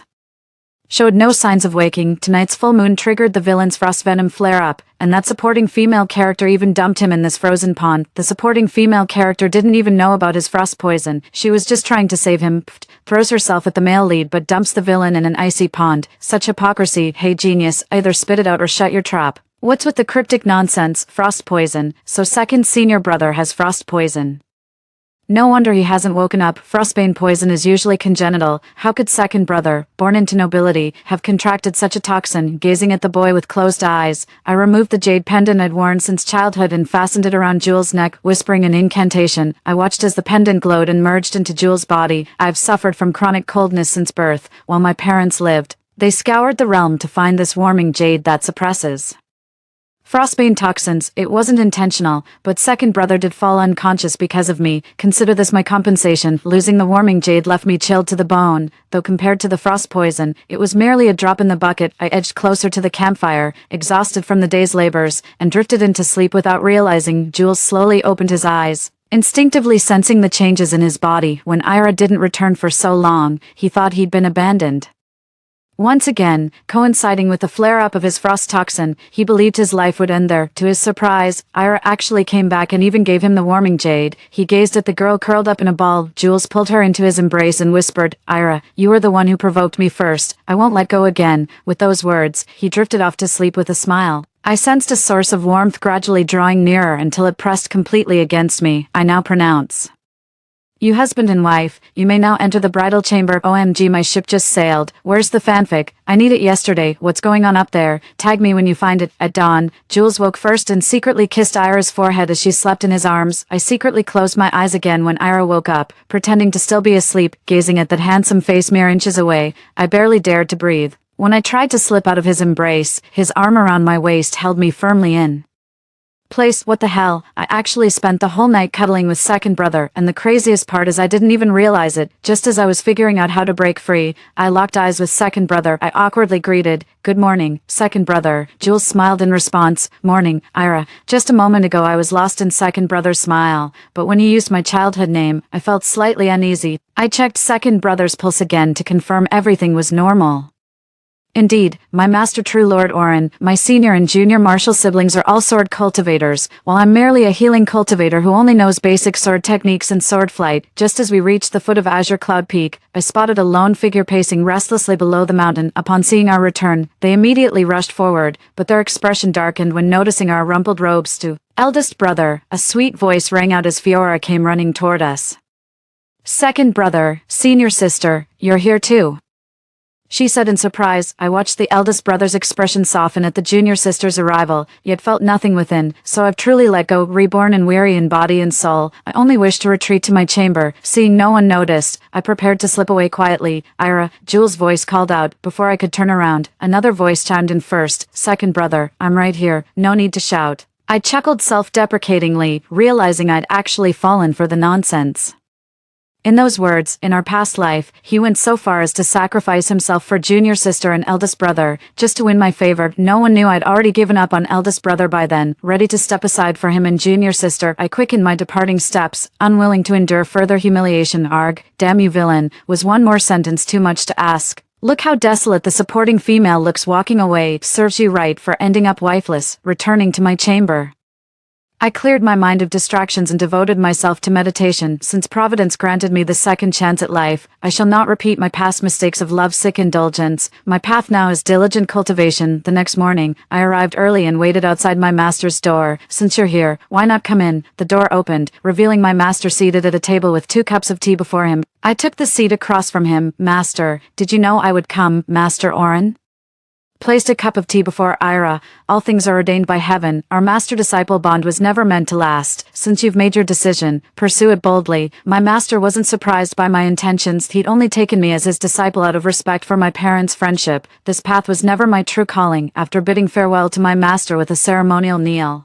I returned to pack my belongings for departure. Though we remain within the same sect, our relationship has changed to mere fellow disciples. I've now pledged myself to the Herb Peak, fully committing to the path of a medical cultivator. Unlike the Azure Cloud Peak, Herb Peak brims with vitality. Medicinal herbs and blossoms carpet the mountainside as far as the eye can see. Abandoning swordsmanship to pursue medicine means starting from scratch. Even with my self-taught medical knowledge, there's still so much I don't understand. The elders and senior disciples here have been incredibly kind, patiently guiding me through each day. This fulfilling new life helps me leave my past behind. That day, the long-absent writings reappeared, all speaking of Jules' affairs. Though reluctant to meddle, I found myself at Jules' doorstep at dusk. Moved by years of camaraderie between fellow disciples, I knocked for what felt like ages with no response. Just as I was about to leave, the door swung open and a hand yanked me inside. Jules pinned me against the door, trapping my arms at my sides while staring intensely into my eyes. I tentatively asked, "Second brother, what's wrong with you?" Jules crushed me in a bone-melting embrace, triggering my instinctive struggle to break free. "Ira,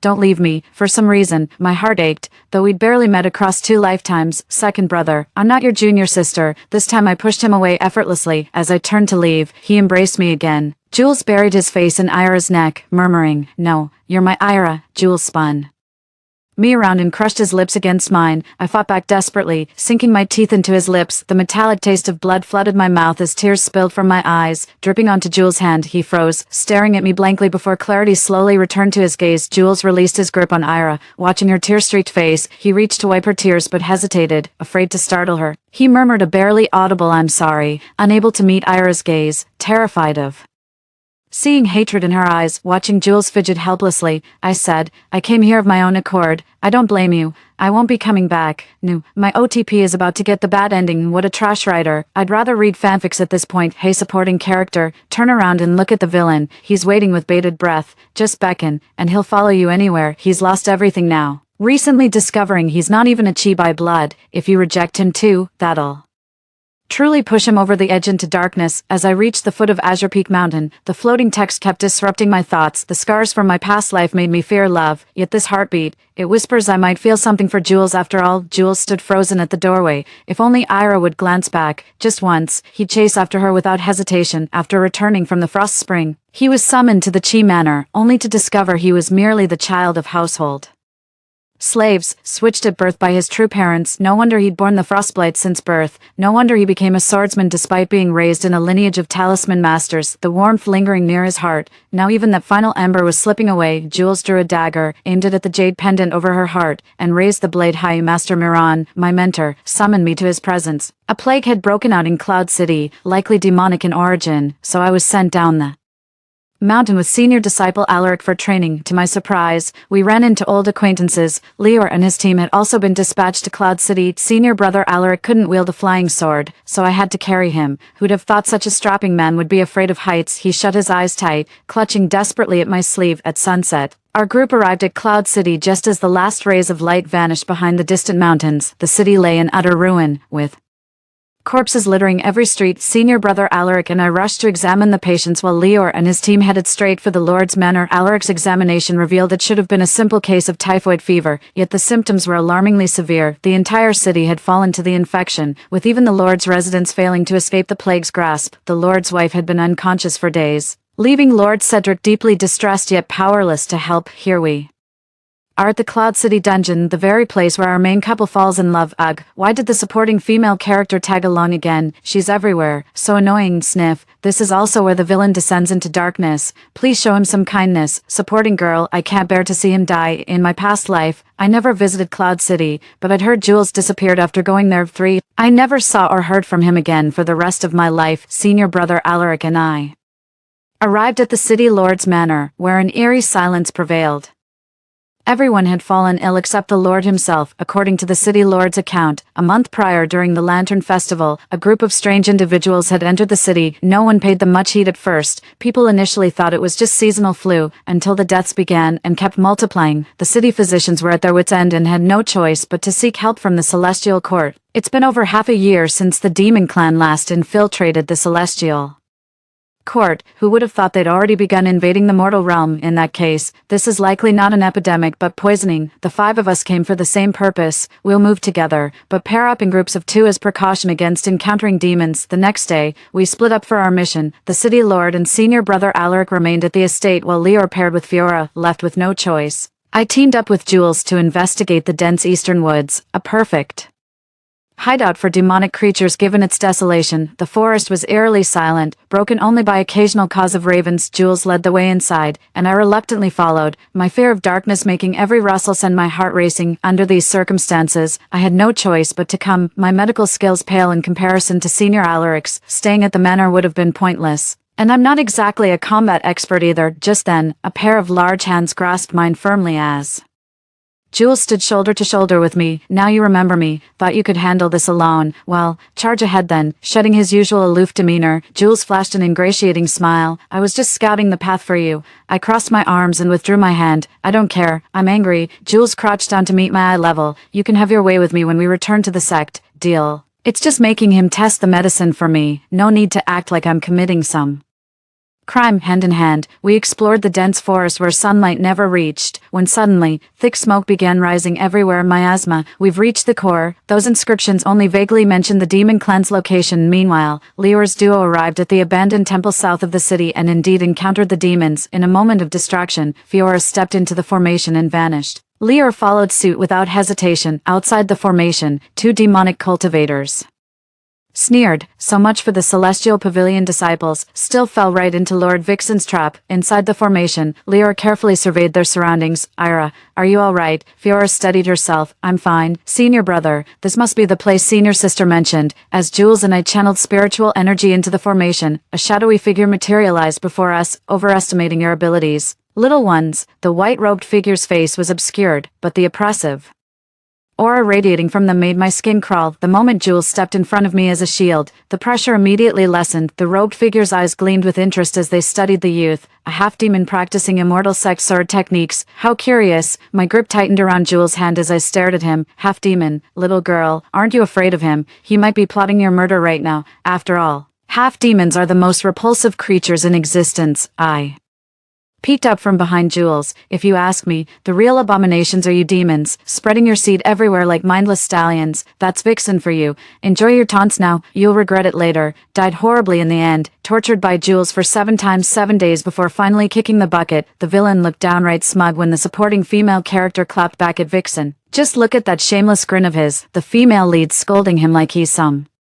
disobedient hound. The crucial detail clicked. Jules, being the demon clan's young master, explained his vanishing act from Cloud City in our past life. Ira's taunting pushed Vixen over the edge, triggering an explosive array rupture that left both combatants unscathed, a sight that plunged him into deep contemplation. Cradled in Jules' arms, I felt his urgent breath as he bent down to check on me. Vixen had a bold hunch and seized the moment to draw a drop of Jules' blood before vanishing. He got away. What now? He'll definitely come back. Let's return to the Lord's Manor first. Back at the Lord's Manor, Leor and Fiora had already returned, and the atmosphere between them had shifted noticeably. Seeing me return, Fiora quickly pulled me into her room. Senior sister, I have some questions. Noticing Fiora's hesitation, I cut straight to the chase. Is this about the head disciple? She nodded shyly in response. I pressed my advantage. Did senior brother kiss you? Fiora looked up in shock, then quickly lowered her head. Senior sister, what are you saying? Seeing Fiora's complete innocence, I had a heart-to-heart talk with her. The supporting female character reacted just like my best friend did when she found out I was dating. Wait, did the love rivals just become besties? What did I miss? Newbie alert. The female lead's rival just turned villain. Catch up from the start. LOL. Late at night, after finalizing our plans, we each retired to our rooms. Fiora reached for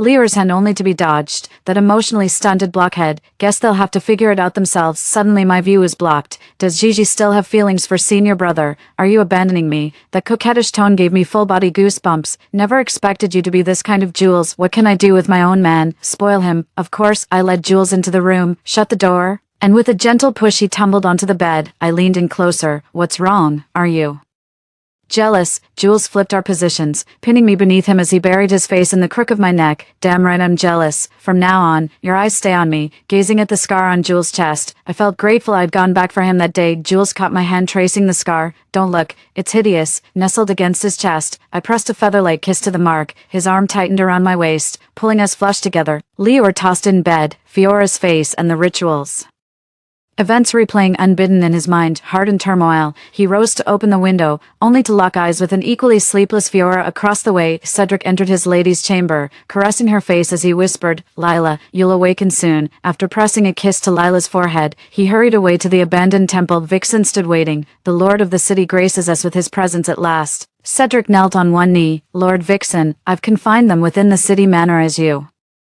commanded. Ha. Perfect. He tossed a box to Cedric. Now get lost. At dawn, a carriage prepared to leave the city, carrying the Lord and his wife. Leor and Jules blocked the carriage's path from both sides. Where might you be heading, my lord? With Fiora supporting Lila, we stepped forward slowly. Yunlang. Only then did Cedric realize the figure in his arms was merely a puppet. The real Lila had already fallen into their clutches. Cedric stepped down from the carriage. Fellow cultivators, what is the meaning of abducting my wife? Leor declared with righteous indignation. And what of the city lord poisoning his own people before fleeing like a coward? Cedric glared at me venomously. You insolent brat, spouting baseless accusations. Where's your proof it was me? Alaric stepped forward. My lord, it was an oversight. I forgot about the items in the secret chamber, for I warned senior brother Alaric earlier to keep a close eye on the city lord. And sure enough, we uncovered something amiss. Cedric summoned his life-bound sword.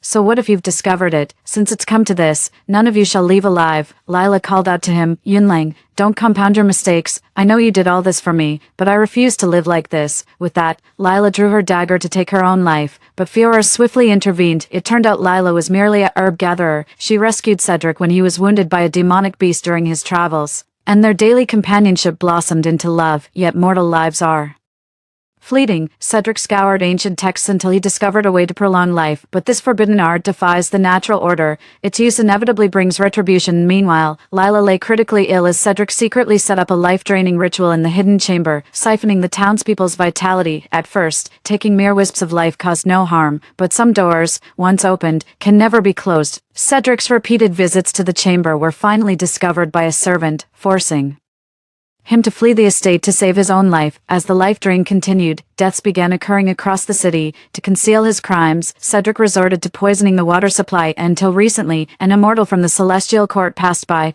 discovered the situation here, and sent word back to their sect. Cedric caught wind of this and drained the cultivator's lifespan completely, unexpectedly finding that a cultivator's vitality proved far more potent than a mortal's. Thus he sought the Celestial Court's aid, plotting to lure more cultivators as reserves for Lila. The sky darkened with roiling clouds, the newborn sun smothered. As if midnight still reigned, a bolt of lightning as thick as a bull streaked across the sky, poised to strike at any moment. Cedric gave a helpless smile, turning to Lila. Lila, this has nothing to do with you. The fault is mine alone, and I'll repay it with my life. Drawing the blade across my own throat, the gushing blood brought back memories of a past life ending the same way. My chest ached with sudden anguish. Breaking free, Lila rushed to Cedric and clung to him desperately. My love, what meaning does this world hold without you? A bolt of heavenly lightning struck, and the two figures at its center vanished from this world. As the clouds parted, sunlight once again bathed the land. Just when we thought it was all over, a burst of laughter shattered the silence. Ha ha. What a pair of star-crossed lovers, Vixen sneered as she led a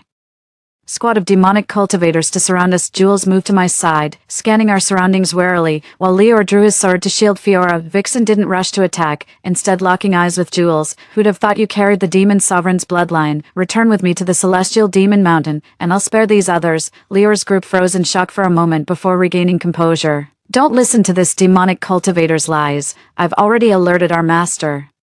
He'll be here any moment. Vixen smirked without a trace of fear. Let's see whether your master arrives faster, or my blade strikes quicker. No, if the antagonist returns, they'll have their memories erased and become a ruthless demon sovereign who leads armies against the cultivation world. In the end, he killed the female antagonist with his own hands, then regained his senses only to take his own life for love. Sob sob. I only read this because I heard it was a sweet romance. How did it turn into a tragedy? I stared at Jules in shock. The masked demon lord from my past life was him, so it wasn't an illusion after all. It was Jules who held me in the end. Vixen launched a sudden attack, not to harm anyone, but to seize me. What do you say, young master? Care to come back with me? Otherwise, I can't guarantee this pretty thing's safety. He tightened his grip as he spoke. Oxygen grew scarce in my lungs. Yet I couldn't fight back, having died once already. Fear no longer held me. Fine.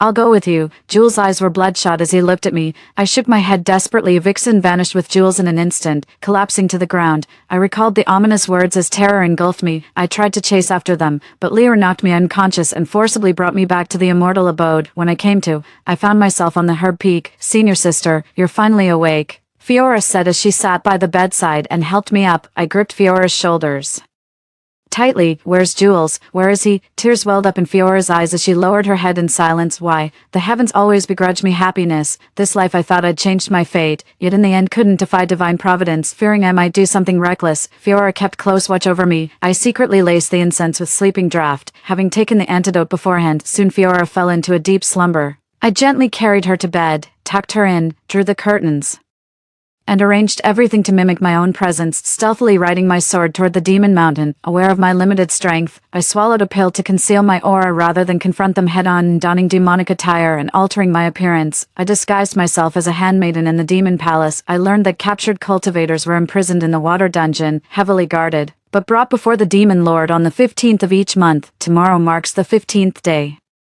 Jules' frost poison hasn't flared up once since he's had the warming jade. After being taken to the demon palace, the demon lord uncovered its secret, forcibly extracted the jade, and noticed the inscription carved upon it. Seems you're as favored by women as I am, to receive such a treasure willingly given. Jules glared at the demon lord with pure hatred, immobilized by overwhelming pressure, utterly at his mercy. He desperately lunged at the demon lord, trying to reclaim the warm jade, only to be brutally pinned beneath the tyrant's boot. The demon lord sneered. What a lovesick fool. Pity, I despise the very notion of love. Before Jules' eyes, he reduced the warm jade to ashes with demonic flames, roaring with laughter at Jules' agonized thrashing. As I lurked near the water dungeon, a searing pain shot through my chest. The warm jade was damaged. Sensing its location, I realized Jules wasn't here. I advanced toward the warm jade's location. But as soon as I reached the demon palace's grand hall, my senses failed me, forced to conceal myself. I began searching cautiously. A hand landed on my shoulder. Who are you? How dare you trespass into the demon lord's chambers? Vixen's voice. He didn't recognize me. Turning around, I bowed respectfully. Lord Vixen, I'm a new maid in the palace. I seem to have lost my way. A furious roar erupted from behind a nearby door. Jules' voice. He was here, clenching my fists. I swallowed the rage burning in my chest. Without warning, Vixen vanished in a flash, before I could reach the door. A tremendous force sent me flying backward. Just before blacking out, I glimpsed Jules inside the room, drenched in blood, flanked by Vixen and a man bearing uncanny resemblance to him. 5. The bone-chilling cold and suffocating pressure jolted me back to consciousness. I found myself trapped in a water dungeon, wrists shackled tightly by iron chains. Finally awake. Are you? I never expected a little thing like you would have the guts to follow me here. Vixen couldn't help but smirk at what was about to happen. Where's Jules? Oh, him. He'll be here any minute now. A force shoved me underwater again. Well, has she talked yet? My eyes lit up at Jules' voice, but the light faded the moment I surfaced and saw him. It was Jules, yet not him. His gaze held neither passion nor pity, neither joy nor sorrow. That look reminded me of what I'd seen before death in my past life. This was the demon lord Jules. With a mere gesture, Jules sent me plunging back underwater. The relentless blows sapping all will to fight. Fiora woke from her coma to find Ira gone, clutching the note she left behind. Fiora rushed to inform Leor and their Master Oren's side. This is their destined bond. No outsider may interfere. What about senior sister? She'll die infiltrating the demon realm alone. Fiora wept uncontrollably. Leor reassured Ira, as long as your junior sister's soul lamp still burns, she's safe. We will bring her back. The celestial palace echoed with alarm bells. The warning of a demonic invasion. The sect's grand defensive formation was activated, with all disciples standing ready for battle. The masked leader of the demonic forces stood over the unconscious Ira, his features hidden. Vixen stepped forward and declared, "Disciples of the celestial sect trespassed into the demon palace with intent to assassinate our demon sovereign. Today we demand an explanation." Fiora couldn't contain her fury.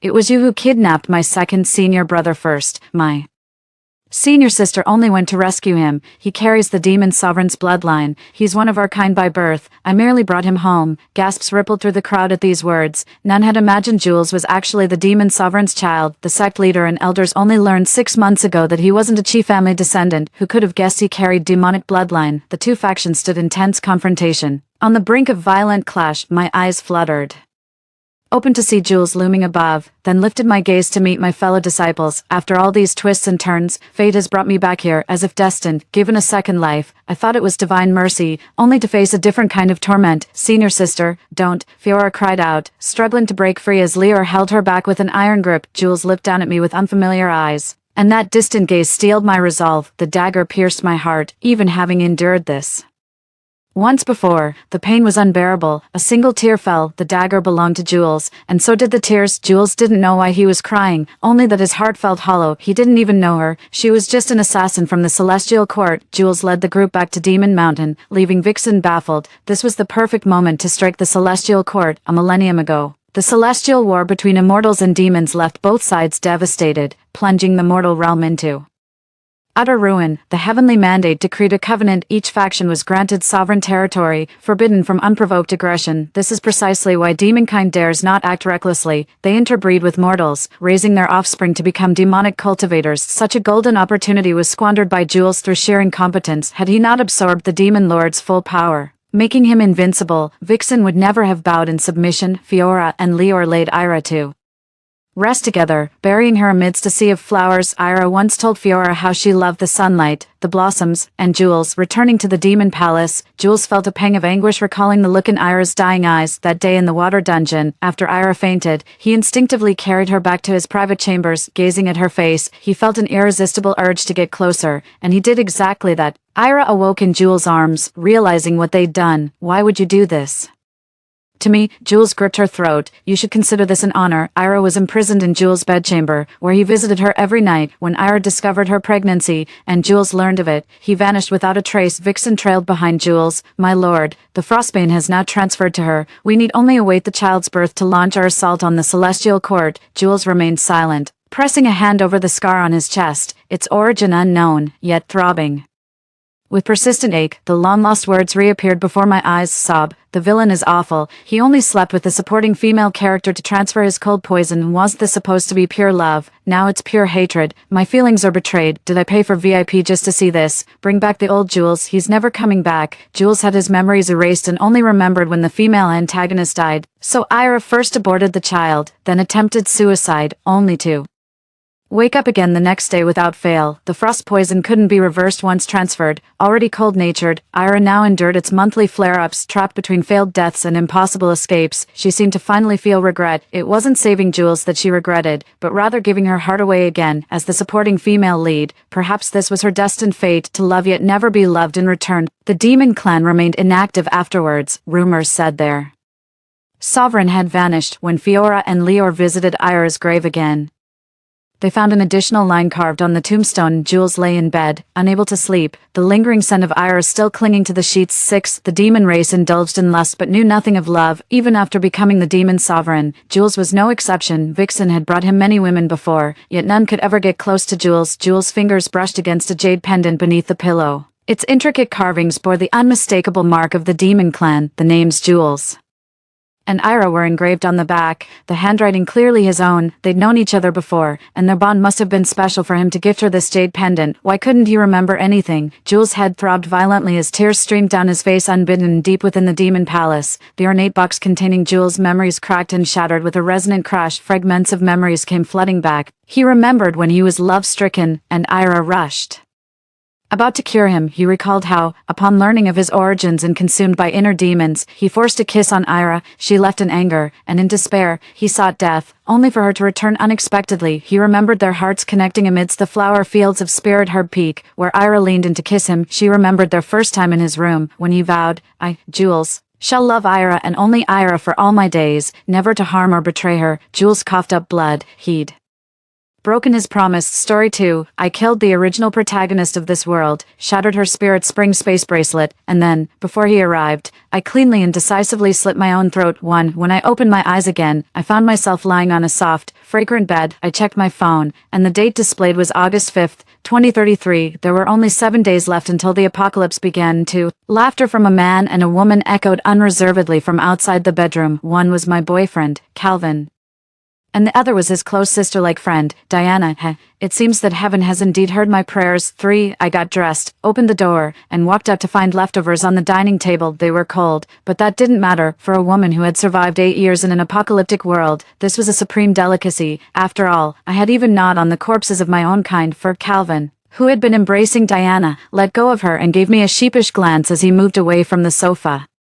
Eden, why eat this? Let's go out for a meal in a bit. I savored the taste of the roast duck, looking up at him. I've eaten enough to keep working. His handsome face put on a false, calculated smile. Clearly, Calvin hadn't understood my words. He leaned in close to my ear, trying to please me with a whisper. Remember that private restaurant you took me to last time? Today would be perfect to take Diana there. I had lost my appetite, but for the upcoming drama, I still finished the last 2 pieces of duck. Diana just snorted coldly, and Calvin immediately went to appease her. 5. Diana was beautiful, with a fragile allure that instinctively made people want to protect her. Just like that, I patiently watched the warm scene of a brother comforting his sister, a delicate and beautiful vine clinging to a man. Stealing my boyfriend was just a petty trick in the apocalypse. 5 powerful men across 3 bases were madly infatuated with her. For her, Calvin took my last bottle of water and left me behind. For her, Cedric broke my right hand, rendering it useless with a knife. For her, Declan designed an impossible mission for me in the wilderness, blinding my left eye. For her, Dean crippled my meridians. For her, Damien slashed my face and threw me out among the men outside the base, in an apocalypse where ordinary people died screaming and helpless. You were born to be the heroine with a spirit spring space bracelet and 5 men to protect you. You were well fed and warmly dressed, always clean, even your hair smelled nice. Diana, how beautiful you are. You stood among the ordinary people, ragged and skeletal, with fresh corpses under your feet from just this morning. They were merely stiff, Not yet, foul, you cried pityingly, nearly gasping for breath, begging those men to save them. They all said you shouldn't have come, that you were too soft-hearted, kind, and naive. Yes, you were soft-hearted, kind, and naive, but why didn't you take out the materials piled up like 5 or 6 football fields in your space? You clearly had a pond-sized spirit spring in your space, so why did you still manipulate Calvin to steal my last bottle of water? 6. Eden, did you hear me? Seeing me staring at Diana, Calvin asked somewhat angrily. I looked at him. That bracelet you bought yesterday at the stall. Give it to Diana. Why should I give her my things? What happened in my past life? I can't quite remember. As Diana started to cry and whine again, Calvin grew even angrier, while he frantically comforted his dear sister. He yelled at me, what are you saying? Diana is my sister after all. That bracelet is only 20,000 yuan. Consider it a welcoming gift from your sister-in-law to Diana. Oh, now I remember, in my past life, how deeply I loved this man before me. Whenever Calvin got angry, I would hurriedly take out the bracelet and compensate with several luxury bags. And that limited edition haute couture white dress Diana is wearing now, that's mine too, living in my house, using my things, sleeping with my man, not bad at all. Diana, I opened a bottle of cola for myself. It's been a long time since I drank something so intoxicating. Who would have thought that in 7 days, all of humanity's achievements would be destroyed in an instant? Brother, don't speak so loudly to Sister Eden. Even though I saw the bracelet first, Diana nestled in Calvin's arms, looking up at him shyly and timidly. Her voice was sweet, with a fragile hint of crying, that last hesitant statement, as if she was accusing me of stealing her stuff. I smiled faintly. Okay, I'll go get it for you. Calvin wanted to say something else but was stopped by Diana. I put down the cola and went back to get the bracelet. Calvin was gazing into Diana's misty eyes, filled with infatuation, while the faucet in the wash basin was running full blast, unnoticed by anyone. Turn off the water. I burst their romantic bubble. If I hadn't come out, they would probably have kissed by now. Calvin looked at me impatiently, annoyed that I disrupted his moment. Oh, it seems he forgot that he is still technically my boyfriend. I took out the bracelet. Diana tried to control herself, but her eyes inevitably showed a spark of excitement. Could it be that she already knew the secret of the bracelet? Won it. In our past lives, you used my love for Calvin to deceitfully take my bracelet, ensuring a smooth life for yourself. I wasn't going to hold a grudge, but you shouldn't have tormented me, yet not killed me. I put the bracelet on my own wrist and taunted her. Not giving it to you. Diana's body swayed, and she cried, seeking Calvin's help. If you want it, come and get it yourself. Just a clinging vine, without a man. Who could you rely on? Hearing my provocative words, Calvin came over to defend Diana. What nonsense are you talking about? Give the bracelet to Diana, or we're breaking up. He's an athlete, nearly 6 feet 3 inches tall, and looks even more intimidating when angry. He spread his hands towards me, large as fans, if it were me at 19, weak and powerless. I'd be trembling with fear. I stepped back, sat on the sofa, and while reaching under it, I responded, your dear sister seems eager to take over, isn't she? I found it. Calvin quickly looked back, saw Diana's tearful, aggrieved face, and started scolding me. Don't insult Diana. Me, insulting her. Oh right, Diana had strung along many guys, with Calvin being the first to follow her but the last she slept with, so now, in Calvin's eyes, Diana remains a pure and virtuous little sister, maintaining the facade of siblings. After having had enough, right now, I took the baseball bat from under the sofa and swung it hard at Calvin's wrist. With a crisp snap, Calvin howled in pain, clutching his broken wrist and staring at me in terror, his eyes wide as if he were looking at a vengeful ghost. Indeed, I was like a ghost freshly emerged from hell, one that even the king of hell wouldn't take in, sending me back to the mortal world to collect debts. How could I let this opportunity pass? You crazy woman, have you lost your mind? He staggered back, and Diana behind him screamed in fright before he looked back. When will they ever learn? I swung the baseball bat again, leaping up to strike him on the back of his head. He fell to the ground, convulsing, and then I grabbed a chair nearby and smashed it down on him, silencing him completely. What a rush. I wonder if Cedric felt this exhilarated when he broke my right hand back then. I picked up the baseball bat again and walked towards Diana, who leaned against the wall, looking pitifully vulnerable. Please, don't kill me. Her voice was so soft, her face so tempting, and her eyes so alluring. I dropped the baseball bat, cupped her delicate face in my hands, and leaned in to look closer. How could anyone have such beautiful eyes? Diana's soft hands clung to my arm. She sobbed quietly, Sister, it's my fault. I shouldn't have coveted what belonged to you. I'll listen to everything you say from now on.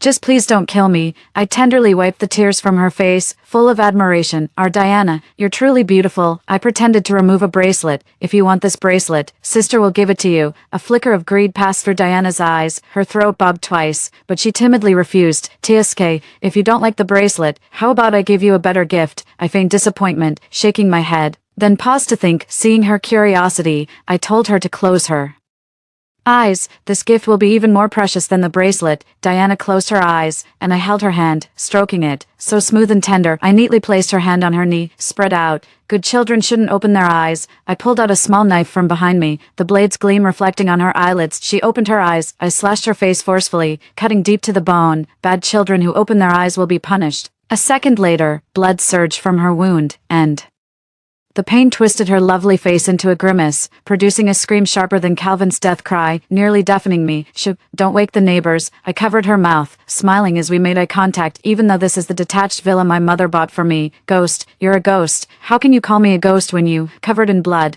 look much more like one? I let her go, watching as she stumbled towards the sink, turning on the faucet to wash the blood off her face and check her wound. I locked the front door, then walked over and turned off the tap. How many times have I said to conserve water, and yet you never remember? I led Diana by the hand to the basement. Wasting water resources will be punished. I tied her up, satisfied with my handiwork. I then dragged Calvin's body in, still barely alive, more a half-corpse, really heavy, but at least not cold. Diana, terrified, asked me, just because of a bracelet, you want to kill us? I waved my hands hurriedly, trying to clear the misunderstanding. How could I possibly kill you? After tormenting me for 8 long years, how could I let you die so easily? I looked at her blood-covered face with keen interest. The tender, red flesh underneath was turned inside out, making it look utterly horrifying. With your face ruined like this, how are you going to seduce men into dying for you? Diana, our story is just beginning. With those words, I shut the door of the basement. The apocalypse would arrive in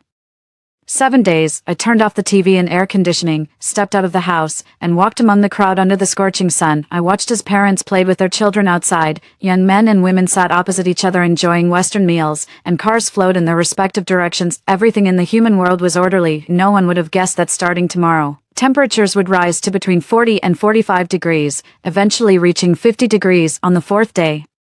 It began to rain, a continuous downpour lasting 32 hours, submerging 70% of the country. On the evening of the 5th day, all animals began to mate frantically, reproducing. On the 6th day, the temperature returned to a normal 28 degrees, suitable for living beings. The receding floodwaters, filled with the corpses of various dead animals, were perfect for breeding flies and insects. Humanity celebrated. The whole city was brightly lit, and the streets were crowded. They celebrated Rebirth until the stroke of midnight. They came. On the 7th day, the world ruled by humans was overturned, and the warm human bodies became nourishment for parasites. I ordered a vegetarian meal, as there were no ordinary vegetables left for humans to eat in the apocalypse. Many large animals had gone extinct, but not plants. Plants had mutated into deadly weapons. I remember the 3,000-year-old ginkgo tree at the temple my parents took me to when I was a child, in the 3rd year of the apocalypse. Its roots had taken over the entire city. The ancient tree believed in the Buddhist principle of equality for all beings, whether human or animal, mutated or ordinary. All were tightly grasped by its roots, turned into nutrients. This place became a forbidden zone, splitting the nation in two, and until the year I died, no one could cross it. I couldn't change everyone's fate, but I still found an internet cafe and wrote down most of the future events, signing it as those who, believe me, survive. At first, it always made people laugh.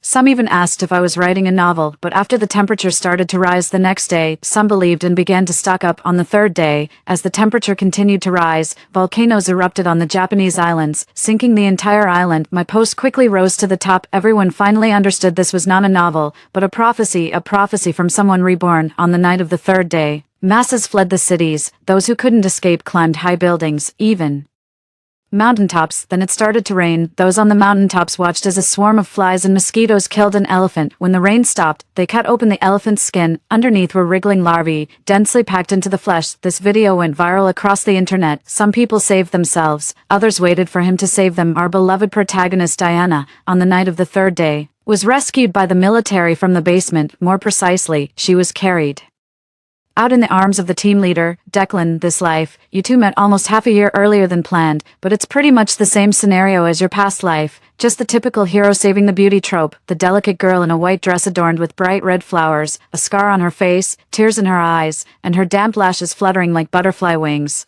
Her hands draped around the neck of a man whose face was stern but whose eyes betrayed his tenderness, resting gently against his chest. Calvin was being carried by 4 men, unconscious. TSK, such a pity there's no white cloth covering his head. I turned off the camera at the main gate, grabbed a chainsaw, and stayed overnight in the temple. I disguised myself a bit and went to cut down the tree in the dead of night. The monks were all there, sitting around the ginkgo tree in a circle. They chanted with wooden fish. The young monk opened his eyes and nudged the senior monk. The senior monk, with the young monk, bowed to me.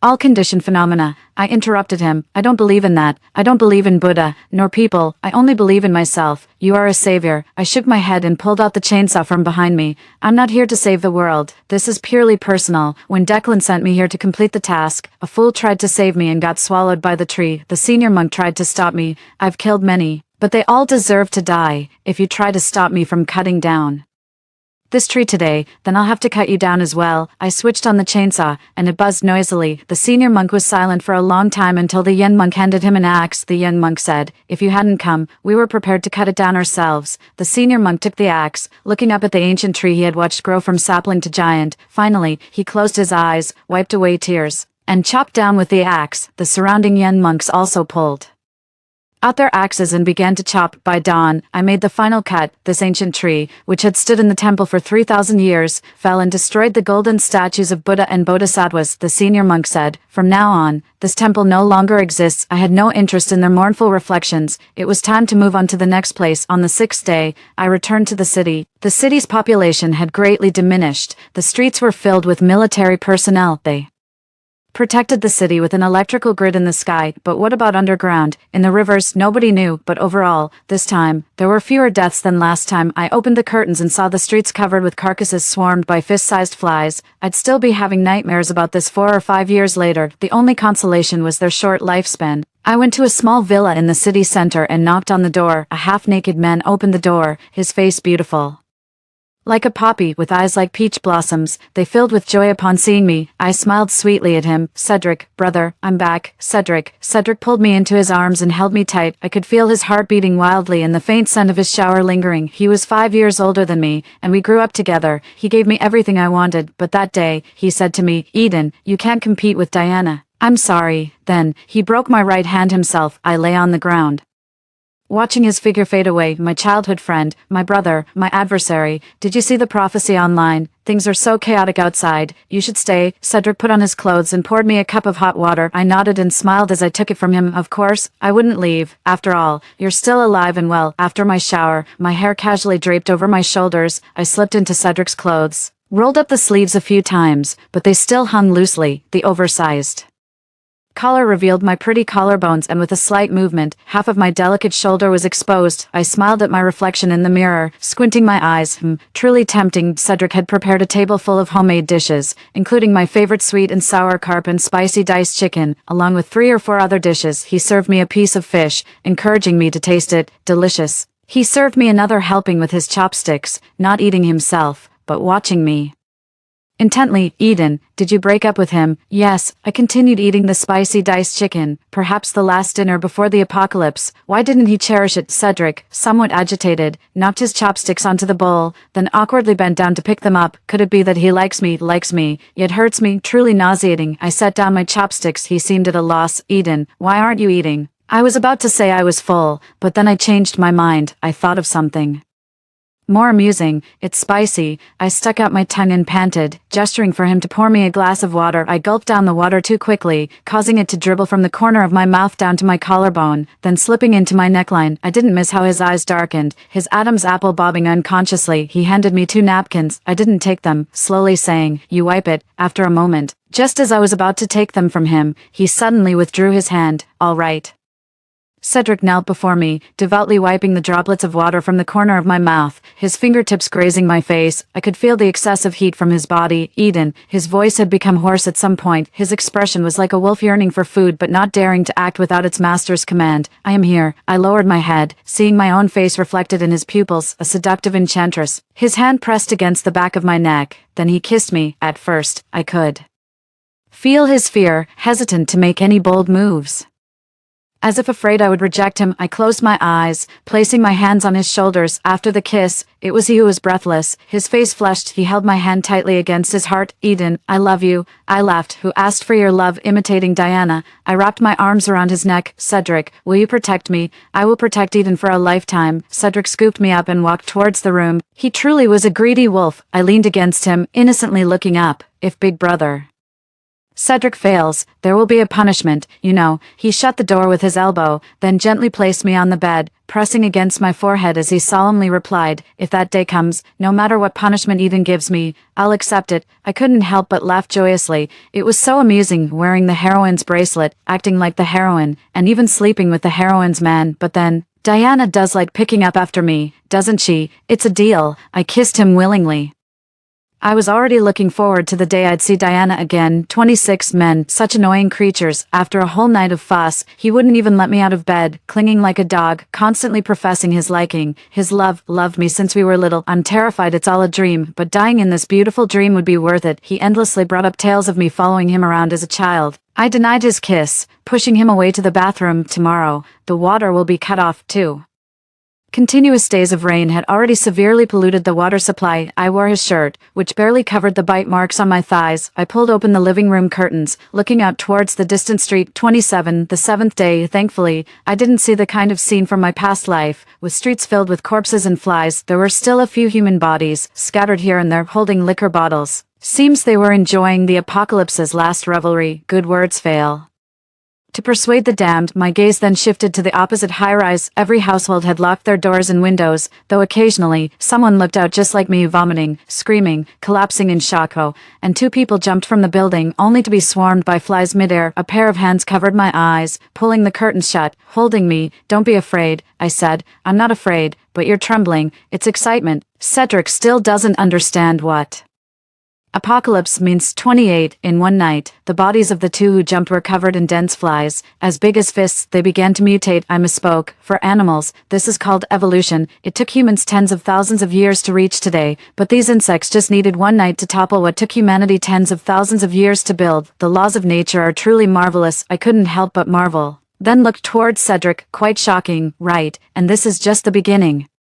All my experience was paid for with the blood and lives of countless humans. I gave it back to humanity without asking for anything in return. Unfortunately, the government censored the article I published afterward. They told the public it was just an insect plague, a disease. Once the military kills all these insects and disinfects the city, everything will be back to normal. The world ruled by humans will return. Thinking back, if I knew all this while I was still a sophomore, I wouldn't have had the will to live. When the truth is obscured, what we see is a simple, beautiful wish. 29, the water stopped, and I asked Cedric, feeling aggrieved, Brother Cedric, what should we do if there's no more water? Cedric held me and gently stroked my head to comfort me. Don't worry, Eden, I have saved some water. If we use it sparingly, it should last us for a week. He loved holding me tightly, treating me as if I were a delicate doll, afraid that I might break or be taken away. I traced circles on his chest with my fingertips. But I want to take a bath. He paused for a moment, then smiled and held my hand. No problem, Eden. Go ahead and bathe if you want to. After my bath, I found him too dirty and refused to let him hold me that night. I slept alone in a separate room, only for him to insistently join me in bed. Eden, I'm not dirty, really. Can't we stay together? He whispered in my ear while kissing me. In a few days, when the bugs are gone, let's get married. Okay, Eden, I want us to be together forever. Eden won't stay with you. It's your Diana who will be with you forever. I closed my eyes and pretended to sleep. This is really annoying. This game needs to end. Someone opened the door, stepped onto the street, and was immediately engulfed by swarms of insects, collapsing soon after. The hoped for military assistance never arrived. No water, no internet. Luckily, Cedric's little villa had its own generator, and the large kitchen on the first floor had natural gas. Unfortunately, this 400-plus square meter place had barely half a basin of water left, which wouldn't last more than 2 days. Even with careful use, I accidentally knocked over the last bit of water, spilling it all over the pristine floor tiles. This is what they call spilt water cannot be retrieved. Quite the cultured phrase I used. The basin clattered noisily across the floor. I heard Cedric's frantic footsteps. Eden, did you fall? He called out before he even arrived. He pushed open the kitchen door, saw the Nearly dried up water on the floor, the empty basin, and me, the culprit standing beside it. I looked at him, calmly waiting for his anger to erupt. He rushed over and scooped me up. The floor is slippery, don't move around, I said.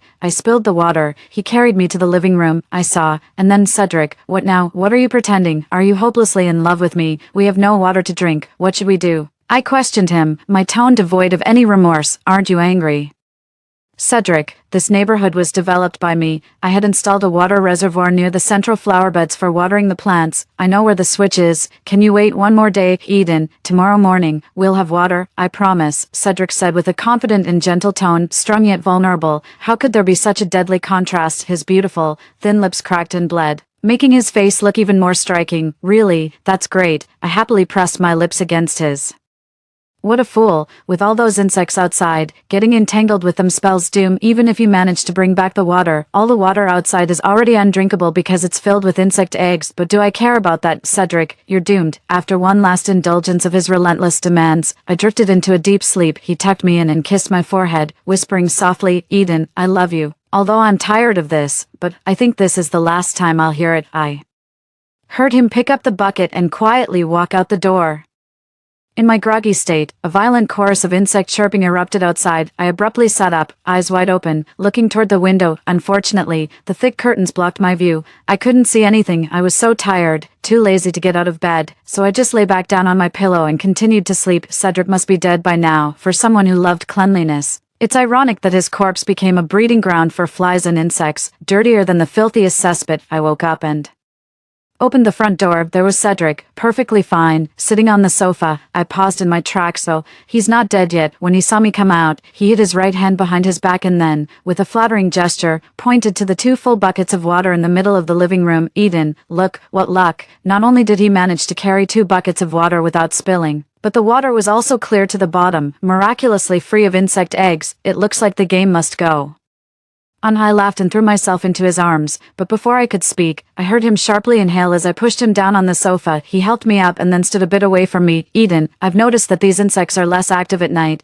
It seems they also sleep. Take off your clothes. Cedric's face was pale, but he continued to speak with a smile. I'll go out early tonight to fetch more water. Keep it safe until the army arrives.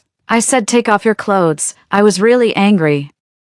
It was annoying enough that he wouldn't listen. He reached out to hug me but stepped back instead. Eden, please do as I say. I saw the wound on his hand and asked bluntly, were you bitten? Cedric stiffened, and with a grim smile, said, I cut open the wound on my hand to remove the insect eggs, but there are too many on my back, and I was afraid of waking you. I stepped forward, grabbed his arm, and ripped his shirt. Don't look. It will give you nightmares. A joke. I've survived 8 years.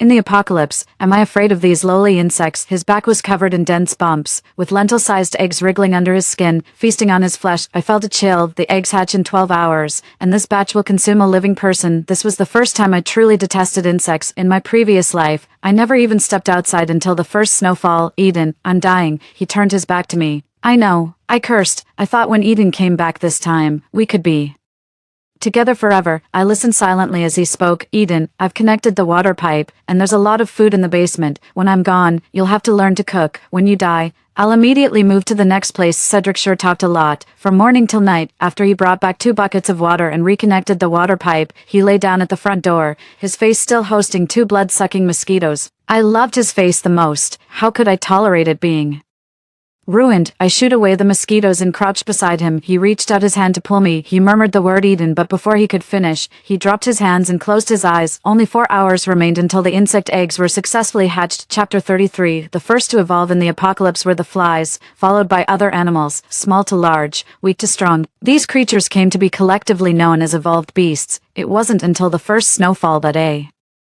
small portion of humanity began to mutate, each gaining various abilities. These individuals were called mutants, each ruled in their own right, establishing bases of various sizes in the post-apocalyptic world. By the 6th year, only 3 major bases remained. You see, even if the heavens sought to exterminate a species, hope was given and then extinguished, over and over, reigniting a tiny spark each time. It felt much like a cat playing with a mouse before the apocalypse, thoroughly enjoying The torment and the praise fear. Cedric, get up and cook. I nudged him. He climbed out of bed with a bewildered look, glanced at his hands, pristine as ever, in disbelief. Then he tightly wrapped his arms around my waist and muttered, I had a nightmare. I moved his hands away. It wasn't a dream. He ran to the mirror, shocked to see two massive skeletal protrusions and thin, wing-like appendages on his back. What are these? Besides the evolved beasts and mutants, there was another, even more dreadful entity, the symbiotes, living in symbiosis with animals, adopting their habits, occasionally going mad, rejected by all bases. If the balance was one strong and one weak, the stronger one dominated. If the animal side dominated, they were no different from the animal's instincts, merely inhabiting a human shell. In my past life, I encountered a black bear symbiote. Anyone who passed through its territory was devoured. The night before it was killed,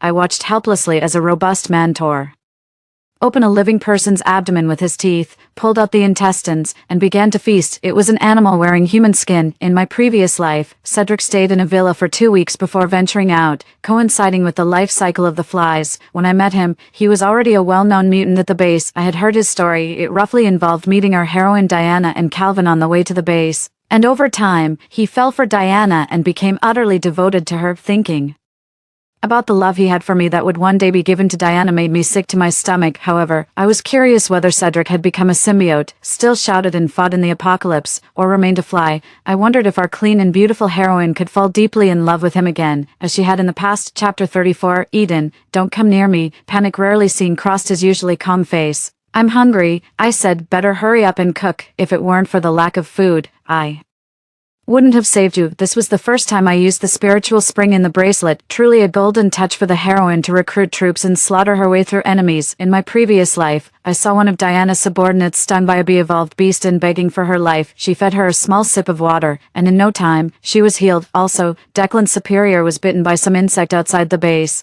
rolling on the ground in agony for 3 days and nights, eventually swelling up into a festering corpse, and she, leaning fearfully in Declan's arms, watched the man die in agony, shedding 2 tears, making the men around her so heartbroken they hurried to comfort her and escort her back. The next day, Declan officially took over the base. The first thing was to arrange for me to go into the wilderness, with the bracelet on my wrist for life. I was curious to see if your path would still be so smooth. Stay in the house and wait for me. Cedric locked the door and left. I might as well have a dog that can cook, I thought. A monstrous body. He was afraid of hurting me, so he stopped clinging to me, but it wasn't long before he could fully control his body. Joyfully, he took my hand and walked out the door. His wings flapped, and the bugs around him followed suit. When he conveyed the thought of leaving, all the nearby bugs obeyed and flew away without attacking. Among his kind, he was one of the few symbiotic beings with advantages. Let's go outside and see. The sun was blindingly bright, and swarms of flies densely covered the corpses and street lamps in the distance. The ground was teeming with them, still frantically mating. Their time was almost up. I shook my head, declining. I don't want to go out today. Maybe tomorrow. Cedric never refused any of my requests. Tomorrow would mark the end of their life cycle, but no creature can calmly wait for death. The last frenzy before death would start tonight. 35. Many people survived, but resources were so scarce. Humans had come to understand the habits of the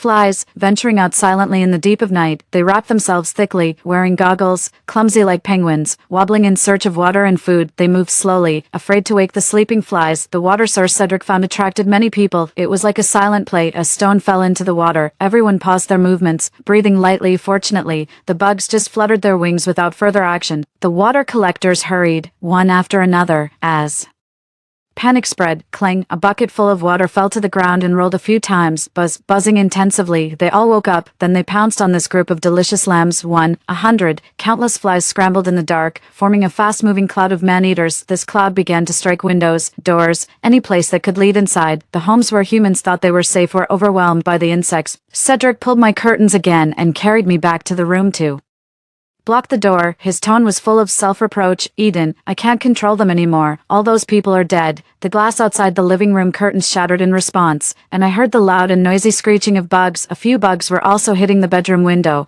but he chased them away. How could you possibly save everyone? Cedric held me as if embedding me into his marrow. I'm afraid that one day. His words disappeared in his throat. Afraid of what? Death. I opened the door. looking at the finely shattered glass on the ground reflecting the colorful sunlight. A few people aimlessly wandered the streets, with no sight of flies on the ground. From somewhere, a loudspeaker urged everyone to leave the area. Heading to the base, I stretched lazily, greeted by another sunny day. The weather was truly delightful. To the surviving humans, congratulations, you've made it through the first wave of the apocalypse. Inside the house, Cedric packed up a heap of belongings and took my hand. Let's go. It was time to move on to the next place. 36. We left the crowd and drove towards the Tomorrow Ark base. There was another base established by the government not far from here, but it didn't survive the first snowfall. Cedric was a loyal dog, always putting me first, never asking why, even about the wings he was most curious about. He never questioned me about what happened after he passed out. Better that way. I couldn't be bothered to make excuses. Many people died along the way. Insects had left the city, but the city was far from safe. Animals began to evolve. They moved in packs from the forests into the cities, becoming hunters. Human flesh was tender and defenseless. Apart from attacks by evolved beasts, there were also betrayals among our own kind, murders over a sip of water, submission for a piece of bread, and countless individuals abandoning their families to survive alone. In this apocalypse, firearms forged the strong among humans, and then the strong ruthlessly preyed on the weak. By evening, we found a motel to rest in. It had been ravaged by a leopard, blood everywhere. A few men sat in the lobby, sharing the leopard's meat, their eyes fixed on me as we entered. Cedric, unflustered, stood in front, shielding me. Their exchange was uneasy, and Cedric pulled me to leave. Just then, two handsome young men supporting each other walked in. They looked somewhat alike. One man's shirt was torn at the waist, revealing a fierce gash. Uncle, Dean got scratched by that female leopard. What a coincidence. I paused, watching the men frantically tend to Dean's wound. TSK, how pitiful. I mean for the leopards, a tragic pair, one dead, one alive. Perhaps my gaze was too direct. Damien glanced at me curiously. Who are you? Just passers-by, looking to stay the night. Enemies, wanting to kill you all. Hearing my request to stay, Cedric tightened his grip on my hand, looking deeply at me. But I was looking at Dean, concerned. Is the wound not too deep? Seeing Dean's pale, sweaty face, I let go of Cedric's hand. Cedric, don't we have some medicine in the car? Bring it out for Dean. How do you know my son's last name is Lee? The man called Uncle looked wary. I attended Dean's birthday party with my parents once, so I remember him. I mentioned my parents' names, and his expression relaxed slightly, motioning for us to sit. Cedric stealthily slipped a stolen handgun into my embrace. Wait for me. I then chatted casually with Damien, his face filled with worry, unsure of what was to come. I softly comforted him. You two will definitely make it to the base. In my past life, that's exactly what happened. All the people around you sacrificed themselves heroically to save you both. After enduring many hardships, you finally reached the Tomorrow Ark base and won the love of our great heroine, Diana, achieving great things. Truly touching. I wiped a tear from my eye with my fingertip. You both found love, and then, because Diana kept coming to me in tears, she accused me of singling her out to prove your grand love. One of you ruined my meridians, and the other left me, a now useless man, among strangers at the base. Eden, don't be sad. Since we're heading to the same destination, it will be safer to travel together from now on. Damien handed me a clean handkerchief. It's rare that Dean, even after bleeding so much, kept it hidden and didn't bring it out. Just as I was about to take it, another hand blocked his. With a cold face, Cedric threw the medicine at him, then picked me up and walked past them into the building. Sorry, my wife is tired. We're going to rest now. Such a petty man, emphasizing the word wife. I peeked over his shoulder and gave a big smile to Damien, who was frozen in place. 37. Eden, why did you lie? You've never been to Cloud City. How could you know the Lee family? Cedric locked the doors and windows, then questioned me with my hands bound. A rabid dog biting, a jealous, mad rabid dog. His eyes were blood red, and the wings that emerged behind him fluttered uncontrollably. Is this a characteristic of a symbiotic body? Sitting on the bed, I turned my head away in disgust. Ever since he became a symbiotic, I've avoided any intimate gestures with him, even hugs and kisses. Cedric let go of me and retracted his wings, his eyes still a pitiful bright red. Eden, don't hate me. I know you like cleanliness the most. Later, when I find other mutated animals, I will definitely get rid of this thing. I remained silent, really annoying. Do you know what a symbiotic body is? Unless you die, and your body rots, leaving only bones. You will be controlled by the other half of the symbiotic body. You'll be bound to a disgusting bug for life. Eden, please talk to me. I won't ask anymore. Cedric knelt at my feet. Looking up, I was just an ordinary human pampered by him. While he possessed great power, I was charmed by that face, held up his face, and gently pecked his lips. My hair fell on his collarbone. His body trembled slightly, wanting to follow me up, but restrained by my hand gently resting on his shoulder. I'll kill them. Good. I'll do it. Don't dirty Eden's hands. My hand slid down to his chest, feeling his heart beating wholeheartedly for me. Don't rush. Once they're gone, it'll be your turn. 38. Under the moonlight, the buzzing insects flew into the small motel. People woke up screaming, trying to hide, but unable to resist, only to be devoured clean by these evolved beasts. Damien burst through the door, covered in scars, and fired a rocket at the swarm.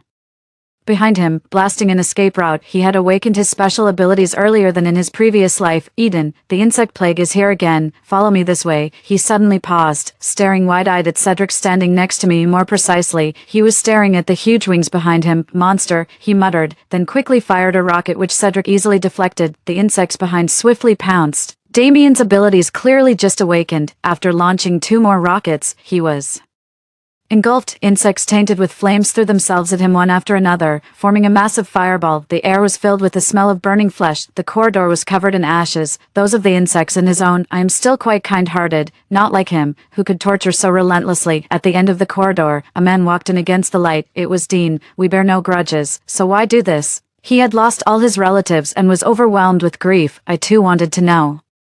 We bore no grudges, so I cripple my meridians. Cedric raised his pistol at Dean's head, but he didn't dodge. Clearly resigned to death, a young insect clung to the wound on his waist. I pulled Cedric away, saying lightly, no need to waste bullets. He's already been parasitized by the eggs. Without the spirit spring in the bracelet, there would never be another case of symbiosis with the flies. I caught up on some sleep in the car while Cedric drove towards the base. As the sun set, I leaned on the window and watched a flock of large birds carrying goats fly by. Eden, are you happy now? Happy? How could I not be? Suddenly, I regretted letting them die so easily. What should I do? But I no longer felt like tormenting them. How long until we reach the base? I didn't answer him, lazily squinting my eyes and stretching out my hand to feel the breeze. If the gas station ahead still has fuel, it'll only take 2 more days. He watched me through the rearview mirror, and after a long silence, he spoke again. Eden, no matter what you plan to do, I'll always stand by your side. His voice was soft, caught in the incoming wind, and carried away by it. How touching. I felt moved. Did you say the same thing to Diana in your past life? It makes me want to vomit. Cedric killed 2 reckless robbers he rarely kills, but those 2 were particularly foul-mouthed. He covered my ears and comforted me, saying, we'll be safe once we reach the base. Okay.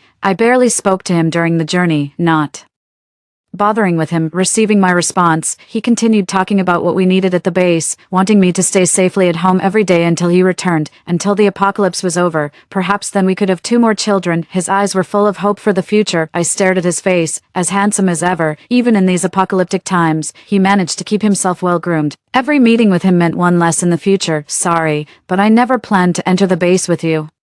As we got closer to the base, the human conflicts intensified. Nobody wanted to fall just before dawn. Along the way, I casually saved someone we were supposed to meet only 4 years later, now only 16. His dimpled smile was as adorable as ever, calling me sister just like in the past. His name was Carson. My little fool, with him around, my smiles became more frequent. At the gas station, we encountered a squad from the base on a mission. The leader told us that the 1,000-year-old ginkgo tree I had chopped down had finally turned into a demon. They planned to subdue it while it was still weak, otherwise, they wouldn't be able to get the oil and other resources from the other side. He invited Cedric to join them, promising generous points for everyone who participated in subduing the demon tree. Winter was approaching, and without the resources to get through it, it will be freezing cold and many will perish. Cedric wants to go, but I don't, because in my past life, Carson died under that cursed tree. The boss said that he would have me and Carson stand aside in a safe spot as backup, and we would still earn points. Carson was moved and spent the whole night trying to convince me he had just been robbed and was penniless, relying on us for food. Without supplies, even if we reached the base, survival wasn't guaranteed. I had planned to deal with Cedric at the gas station, but now, with the delay and so many people around, it wasn't the right moment to act. I had no choice but to agree. The temple was entwined with the roots of this ginkgo tree, and the monks had long vanished without a trace. The tree had grown incredibly fast. It had been almost 2 months since I last cut it, and now it had shot up 100 yards, its branches lush with leaves and the soil around its roots rich. Fresh blood splattered on the nearby rocks, not yet dried. The first snow was coming soon, and the cursed tree was preparing to hunt for its next evolution. I knew that its roots would begin to evolve after the first snowfall, leaving no living creature in its path. At the onset of the apocalypse, this tree wasn't so formidable, but it was still better to be cautious. I just glanced once and pulled Carson to a higher spot farther away to quietly watch their moves. The naive one beside me stood at the forefront, eagerly watching, ready to jump into action, if it weren't for me holding him back. He would have rushed forward long ago, the trunk was new, and as the boss swung his axe, the cursed tree began to shake. It was indeed evolving and had gained consciousness. Feeling pain, the boss continued to chop, quickly cutting through half of it. The tree shook more violently, rooted in the soil and unable to move, helplessly watching as its body was severed. The vibrant green ginkgo leaves quickly turned to scorched yellow, falling from the branches to the ground, covering the enemies at the tree's base. Unfortunately, the rounded ginkgo leaves were not sharp like ordinary leaves and couldn't be used as weapons. Cedric poured gasoline on the tree trunk and set it on fire. A loud noise came from below. This tree has really become a spirit. It even screams when killed. People marveled, not expecting the task to be completed so easily. They were about to leave when suddenly the ground shook violently. Millions of roots of varying thickness burst through the soil like serpents in the sky, swiftly wrapping around the unsuspecting people. I couldn't keep my footing, and Carson, who was in front of me, fell onto the grass below. A root swung towards him, and I quickly jumped down to cut it off, then looked up briefly before quickly taking Carson and fleeing. This tree had evolved much sooner than expected. Ordinary people couldn't withstand its attacks, and even the boss was swept away after cutting only 2 roots. Cedric reluctantly revealed his wings, a look of urgency on his face as he flew towards me. Countless roots chased after us. With my current speed, I could escape alone, but carrying Carson slowed me down, but there was no way I could abandon him. Eden, Cedric flew to my side, trying to pick me up. I mercilessly pushed him into the ancient tree's roots. If you love me, then die for me. He cut off the root that bound him and flew towards me again. More roots wrapped around his body, crushing his wings. Eden, his voice was heart-wrenching as the cursed tree dragged him into the soil. Seeing Cedric swallowed by the demonic tree, I didn't dare to linger. I quickly grabbed Carson and fled. We ran a great distance, not stopping until there was not a single sapling in sight. I found a relatively safe place to tend to the injured Carson, and, unable to resist fatigue any longer, I fell into a deep sleep. This time, I managed to protect my dear fool, Eden. Eden, who is calling me? A man whispered beside me. Eden, I love you. Then I saw Cedric flying toward me, but just as I reached out, he was entangled by the roots of the demonic tree and slowly pulled away from me. Eden, a roaring sound jolted me awake. Carson was breathing steadily beside me. I pulled the blanket that was kicked aside over him to keep him warm. Sitting up for a long time, sleep eluded me. I wiped away the tears that had fallen on my face without my noticing, ran to the door, and yelled in the direction of the demonic tree. Who needs your love? I never loved you. From the first day I saw you again, I was just using you, tormenting you. Cedric, you disgust me. Cedric, may you remain frozen in the moment you loved me most. The next day, I took my dear fool to the base. Outside the base, I encountered a girl holding a knife. It was mine, the knife that had been with me for 7 long years in my previous life. I couldn't help but show my excitement. How do you have this knife? My brother gave it to me. A stranger shielded her and looked at me with displeasure. Miss, you must be mistaken. This knife was specially made to order, and there is definitely not a second one like it in the world. After he spoke, he walked off in the direction we had come from. It wasn't him, not that person, in this life. I've met everyone I encountered in my past life early, except him. His face was always covered with a black cloth, unrecognizable, but he always had a unique faint scent of herbs, different from the bloody smell of most people post-apocalypse. I had only seen him twice. I don't know his name, and he rarely spoke to me. The first time we met, he gave me water when I was nearly dying of thirst, handed me a knife for self-defense, and taught me some magical incantations. Without any special abilities, I relied on that knife to survive. Diana stole my belongings and played the victim, making others think I was bullying her. After Cedric broke my right hand, it became clumsy to wield the knife with my left, but I could still defend myself in the wilderness until Didnt destroyed my meridians, making me completely incapable of leaving the base and reducing me to a cripple. I eked out an existence until an aberrant forcefully took the knife from me. I became a pariah, despised and trampled upon by everyone. The winters were so cold. With no clothes, I had to strip them from the dead. I can't remember how long it had been since I last ate. As more and more people around me fell, with the last bit of my strength, I bit into the warm flesh. I had to live. I had to survive. Diana was wearing a white robe, fluttering like a fairy in the snowy weather. Her crying was melodious, like that of a nightingale. Her men surrounded her, whispering consolations. She turned and saw me gnawing on a corpse, trembling with fear as she burrowed into Damien's arms. Dean, jealous, grabbed my hair and dragged me to the outer wall of the base, then kicked me off. As I fell, I stared blankly at the blue-gray sky. Why is fate so cruel? I just wanted to survive. I just wanted to live. What did I do wrong? I thought that day was going to be the end of my life, but I woke up again. It was that man who saved me. He healed my wounds, told me not to compete with Diana, and insisted that I go with him to the northern base. What was I competing with Diana for? I agreed, asking if tomorrow would be possible. He promised to come and take me away at noon the next day. Early the next morning, I got up, disguised myself, overcame many obstacles, and made my way to Diana's estate at the center of the base. In winter, we ordinary people had no food. We were dying of hunger and cold, while she had a vast land just for planting flowers. When I arrived, she was watering her flowers with the spirit spring water from her bracelet. The flowers were blooming profusely, making her look even more strikingly beautiful. I clenched the sword in my hand, which the man from last night had given me for self-defense. If fate was unjust, then I would seek justice for myself. I thrust the sword through her heart, then in her fearful gaze, I took the bracelet from her wrist and smashed it. I couldn't defeat her men. I never thought I'd make it out alive, so I simply slit my own throat. I just hoped that man wouldn't look for me. I still couldn't survive the winter. I fell to the ground and closed my eyes forever. I exhaled a breath, the white mist quickly dispersing in front of me, with droplets condensing on the window. The weather was getting colder. On the third evening after I settled Carson at the base, the first snow began to fall. I poured 2 cups of spirit spring water, one for him and one for myself. The next day, Carson happily told me he had awakened his special ability. The base called all those with abilities to register in the hall, where I saw Diana again. Her outfit was almost the same as in my previous life when it snowed, the same ethereal white robe and a white veil, without the bracelet's spirit spring. The scars on her face had not healed, but seeing her cuddle up to a man in military uniform, with eyes full of tenderness, she was still as captivating as before. Although I had killed her other 3 men, it was strange to see Calvin not by her side, wasn't he always Diana's most loyal follower? Listening to the people around, Diana was referred to as the seer in the base, enjoying people's adoration. Originally, Declan came to my house because he discovered I was a prophet, but these details don't matter anymore. The higher you climb on me, the harder I'll let you fall. I smiled faintly and met her gaze, then watched her immediately shiver and hide behind Declan. Declan glared at me and asked, "Is it her?" Diana nodded timidly, her eyes red like a rabbit's. Declan strode towards me. "Hand over the bracelet you stole." I raised my hand, asking him, "This one?" "Return the bracelet to Diana, and I might spare your life." "I stole it." I pulled a receipt for the bracelet out of my bag and unfolded it for him to see. "Look carefully.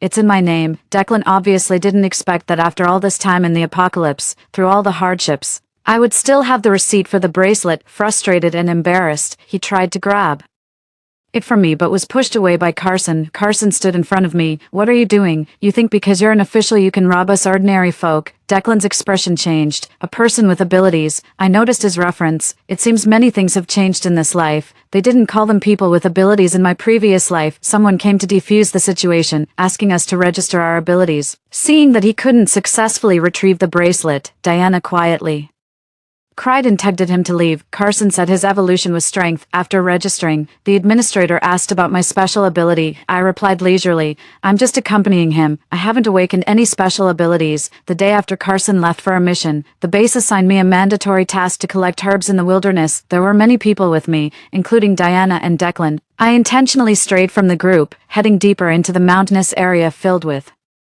large, hard rocks. Declan pointed a gun at me from behind. I turned around and quietly observed Diana's distorted face. She wasn't wearing a veil, and a long scar ran across her entire face. She wanted to take back the bracelet and also wanted my life. Calmly, I took off the bracelet and smiled. "Is this bracelet really that important? Go ahead and shoot. Let's see if your gun is faster or if I can smash this first." I pretended to smash the bracelet. Diana, desperate, rushed over to snatch it, and I took her hostage. "Such foolishness is incurable," she whispered. "I know you're kind-hearted and won't kill me. Just give me a cup of the spirit spring water to heal my face, and I'll make him let you go. Who gave you such confidence?" I ignored her and signaled to an anxious Declan to throw his gun over. "Don't hurt Diana, or I won't let you go," he said. He threw his gun at my feet and stayed put, watching my every move. We locked eyes. A moment of deep emotional connection. As I bent to pick up the gun, he quickly drew another from behind. Bang! I moved swiftly beside him, disarmed his wrist, and stepped on his face. His voice was filled with terror. "I thought you didn't have any special abilities." "I didn't yesterday, but I just got them today."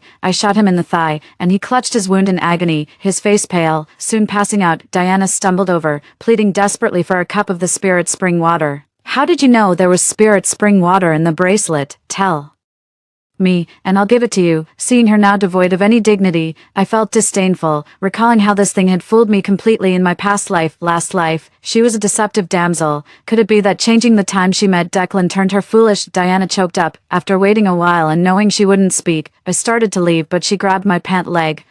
I'll tell you, I've been transported into this book. This world is from a post-apocalyptic novel. Ridiculous. It's true, afraid I would leave. She spilled everything. You are the real protagonist of this world, and the bracelet is your golden touch. Calvin, Declan, they are all meant to be in your harem. Please, just give me the spirit spring water. I don't want to compete with you for anything. I just want to go home. I can't stand this place anymore. A hypocritical liar, claiming she doesn't want to compete. Yet she takes everything in the end. Oh, the irony. I thought she was the heroine, but it turns out, I am a heroine who has turned the tables. You want to go home, but what about me? I just want to survive. The pain you're experiencing now doesn't even compare to a fraction of what you put me through in our past lives. Can't handle it. I poured a cup of the spirit spring, then deliberately spilled most of it on a rock. Diana, desperate and devoid of any grace, licked the rock as the water quickly vanished. I crouched down and handed her the remaining half cup. I really want to see whether this cup of spring water will heal Declan's wounds or your face. Diana shivered as she held a half cup of spring water. Sitting down in front of the unconscious Declan, silently shedding tears, she placed the cup against Declan's lips, hesitated for a long time before drinking the water herself, threw the cup behind her, and hugged Declan, saying, I'm sorry. I'm so sorry. Please don't blame me. I'll take you back to the base. Quite the spectacle. Declan has protected you for so long. Can you really bear to watch him die? I stood by, arms crossed, sarcastically mocking. Diana murmured an explanation. No, he won't die. He's also a protagonist. Is that so? Your so-called protagonist. I've already killed 3 of them. Hearing disturbances from afar, I knew the climax of the drama was upon us. This place was the territory of the black bear symbiote in the last life. It seems it's here in this life too. I quickly dodged behind a large tree. Diana also spotted the abnormal, burly man walking on all fours, and unable to drag Declan, she climbed up the tree in desperation, mimicking my actions. Truly someone who knows the plot. The man stopped beside Declan, sniffing around him and then circling a few times before tearing his clothes and slicing open his abdomen. Declan woke up in excruciating pain, staring straight up at Diana, who covered her mouth in disbelief, shock, and tears. Diana witnessed the protagonist she claimed would not die being eaten alive by the bear, leaving only his hands and head. Her support was gone forever. 43. I returned to the base with the main force and then began to contribute to the construction of the base, becoming its second in command, and pouring the spirit spring water into the base as well. As more people developed special abilities, the base expanded and interactions with other bases grew more frequent. 2 years later, I met an acquaintance at the entrance of the base. You're still alive, I greeted him. Calvin had a buzz cut and looked very energetic. Eden, I finally see you again, he seemed thrilled, pulling me to a less crowded area. I didn't refuse. After all, he was still alive, wasn't he? You haven't run into Diana, have you? His question was odd, and I withdrew my hand with a sneer. Missing her? Why didn't you follow her? Diana hadn't returned to the base in 2 years, as if she had vanished, but I knew she wasn't dead. Calvin glanced around cautiously, then said, There's something strange about her. Eden, after all these years, you wouldn't believe me even if I spoke. Honestly, I love you, but I can't help being drawn to Diana, helping her as if under a spell. It's not what I intended, he spoke softly. The time you beat me half to death and locked me in the basement, I was conscious. I'm not blaming you. I've moved on. I clearly heard Diana calling something his system. The clearest thing I heard was, if I can't get the bracelet, my charm skill won't upgrade. And to think this Calvin strategy didn't work at all. He looked at me. I put down my gun. Go on.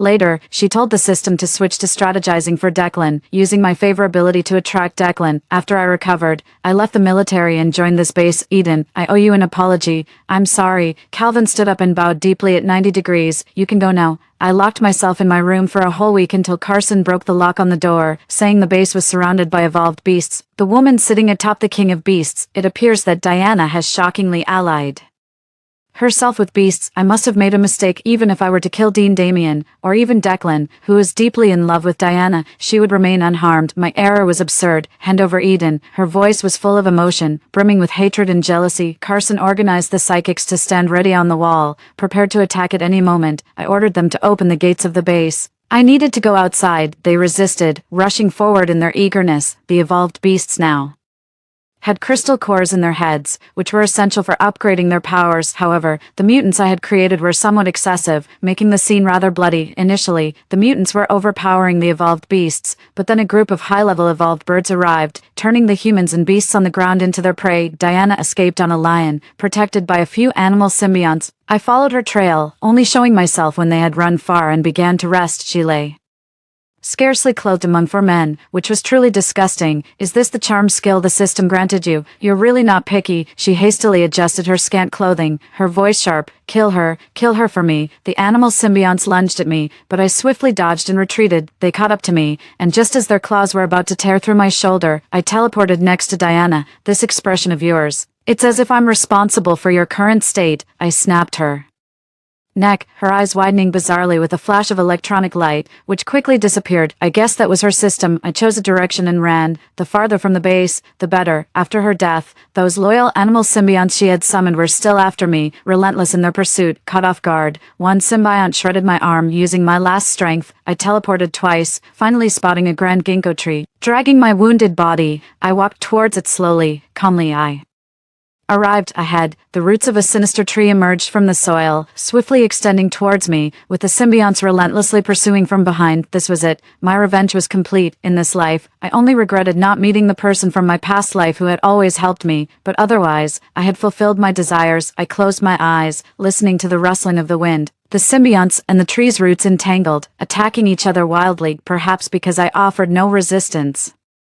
Only a thin root coiled around my ankle. The pursuing symbionts became nourishment for the sinister tree. A thick root wrapped around me, gently placing me under a towering ginkgo tree covered in leaves, then released me and burrowed into the soil. Only the thin root at my ankle tightly coiled around, as if fearing that its reserve food, might escape. I lay curled up quietly on the thick layer of ginkgo leaves, with no desire to struggle. In a daze, I seemed to hear someone calling me, Eden. I love you. The pain was unbearable, worse even than my torn arm. As my consciousness faded, I began to recount what happened after my rebirth. Cedric, if only I had killed you right after my rebirth, instead of toying with you, only to end up trapping myself. I deliberately spilled the water, sending you to your death, but in the end, I softened, wanting to give you a few more days to live. Cough, I didn't mind your dirtiness. I intentionally didn't speak to you on our way to the base because I was afraid I'd soften again. You were so obedient. When I told you to kill the Lee family, you did it without hesitation. You didn't understand why I wanted them dead. You don't know why I want to kill you. Oh, it hurts so much, Cedric. If only you could love me forever. But you fell in love with Diana. You broke my wrist, turned me into a cripple, and left me to be bullied by Dean and the others. That's why I ended your lives in this lifetime. I burst into laughter, laughing so hard that my lungs and chest ached, but Calvin told me that your love for Diana was controlled by the system. It was all because of her. Now she's dead, and I'm about to die too. You've never seen our home at the base. I arranged it just as you described, with warm, goose yellow tones, 4 pillows, 2 big and 2 small, and a pair of wings hung on the wall as a specimen. My movements became fierce, as the roots slowly climbed up my legs to my face. I let my hand drop to the side. It's okay, we'll be meeting soon. Tiny roots burrowed into my skull, a sharp pain bringing forth a new memory in my mind, a memory that belonged to Cedric. 45. After I pushed Cedric away, he was engulfed deep into the trunk by a demonic tree, and everyone else died. Since he was a symbiote, although his body was corroded by the tree's digestive juices down to the bones, he could still be conscious as long as his head was intact, until another group came to chop the tree down and were killed by the demonic tree, which gathered their bodies deep inside as reserve food. The girl with the knife, who I had met just once outside the base, tried to save that man, and resolutely plunged her knife, which could slice through iron, into the heart of the demonic tree, only to be killed as the frenzied tree corroded her. The demonic tree released him, and he drank its green blood, crawling into its heart. When the first snow fell, Cedric merged with the demonic tree, swallowed its consciousness, but returned to his previous life, transformed back. There was only him at home, without me. Fearing that 2 of him in the world would cause chaos, he masked himself and came to my house, rescuing me, who was barely alive in the villa. I told him how I was betrayed by my boyfriend, how the other woman not only took the bracelet but also took all the survival supplies. His form was unstable, constantly at risk of being pulled back into the tree. Despite his reluctance, he hastily left resources for me, along with the cultivation secrets passed down from the demonic tree. And the knife from the girl in that lifetime, in that life, he was a tree, desperately growing to break away from his plant nature, but unable to leave, he struggled against the consciousness of the demonic tree, gradually falling into slumber until Carson and I came hunting near his territory and woke him. He saw Colton stab my eye, and started to extend his roots desperately towards them. The group was shocked, tried to run but couldn't escape his roots, as the roots were about to catch Colton.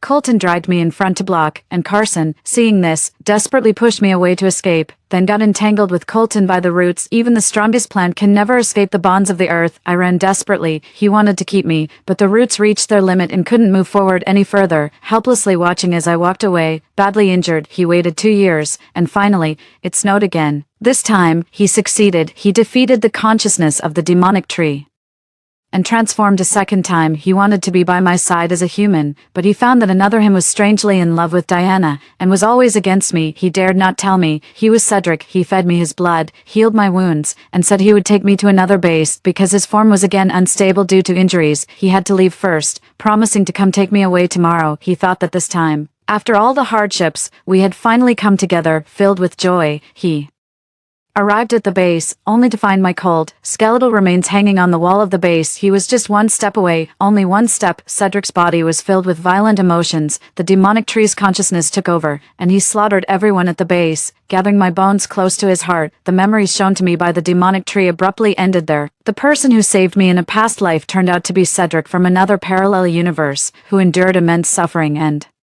desperately tried to reach me, and in this life, I personally killed Cedric, who loved me with all his heart. He never changed his feelings. The roots of the demonic tree gently supported me as I cried my heart out. It must have been so painful when he was alive and his body was slowly corroded by the tree. A tender branch poked my forehead, transmitting to me another vision. Cedric, carrying me to the bedroom, said, "I will protect Eden for a lifetime, whether in this life or the last." Cedric is the only plant symbiote in this world. He first merged with insects, his ability being insect resonance, which allowed him to transmit his commands. After merging with the demonic tree, this ability remained and enabled him to convey his memories to me through the roots. The ginkgo tree, just like in the past life, was located in a forbidden zone, but in this life, the zone included me. Cedric built a small house for me under the ginkgo tree with his roots, and I settled down there, occasionally.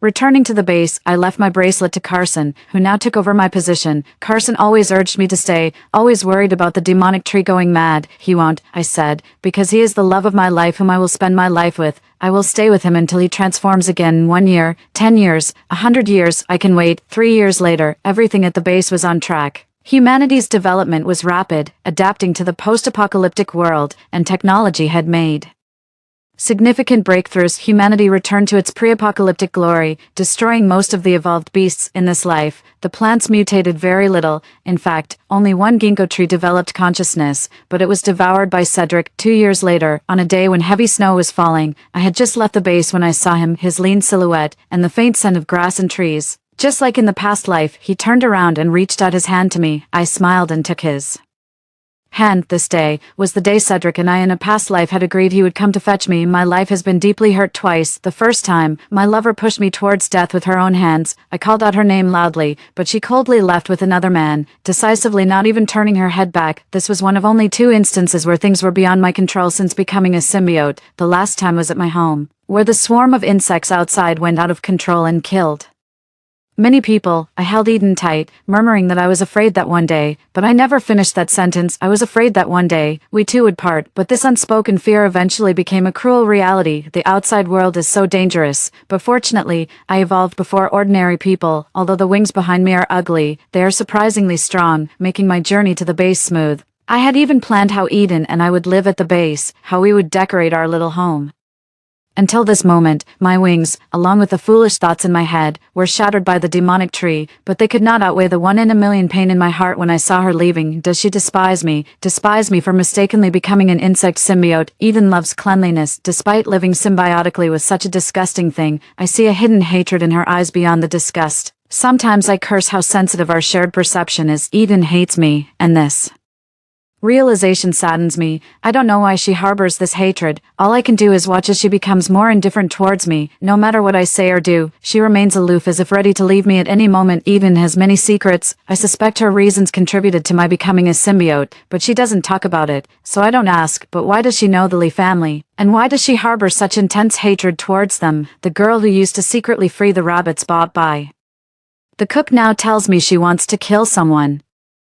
Still, I ended up killing them myself. I didn't want Eden to get her hands dirty. It was enough for her to stand by my side, clean and uninvolved. As I led her past the dying Dean, her gaze shifted from Dean to me. It was only then that I started to panic because the way she looked at me was no different from the way she looked at the Lee family until the moment of my death. I never understood why my lover hated me. We were childhood sweethearts. I indulged and favored her, doing everything to protect her. Despite all I did, she never accepted my love. The second time, I struggled immensely to return to her side, only for her to break her promise and leave alone for the underworld. By a twist of fate, I returned to that lifetime. In that world, Eden had never sought out Cedric, and it was here that our destinies diverged. In that lifetime, I accessed the memories of those consumed by the demonic tree and gradually pieced together the origins of my lover's hatred. In that life, Cedric hurt her for someone else, but Eden, I am not him. Even if you kill me for someone else, I have never harbored any hatred towards you. I equally despise everyone who hurts you. Fiercely competing with the demonic tree's consciousness, and ultimately returning in physical form, I caught you, Eden. I healed her wounds with my heart's blood but didn't restore her meridians. Selfishly hoping we could interact as we had in our previous lives, I cautiously asked, Eden, shall we go to another base?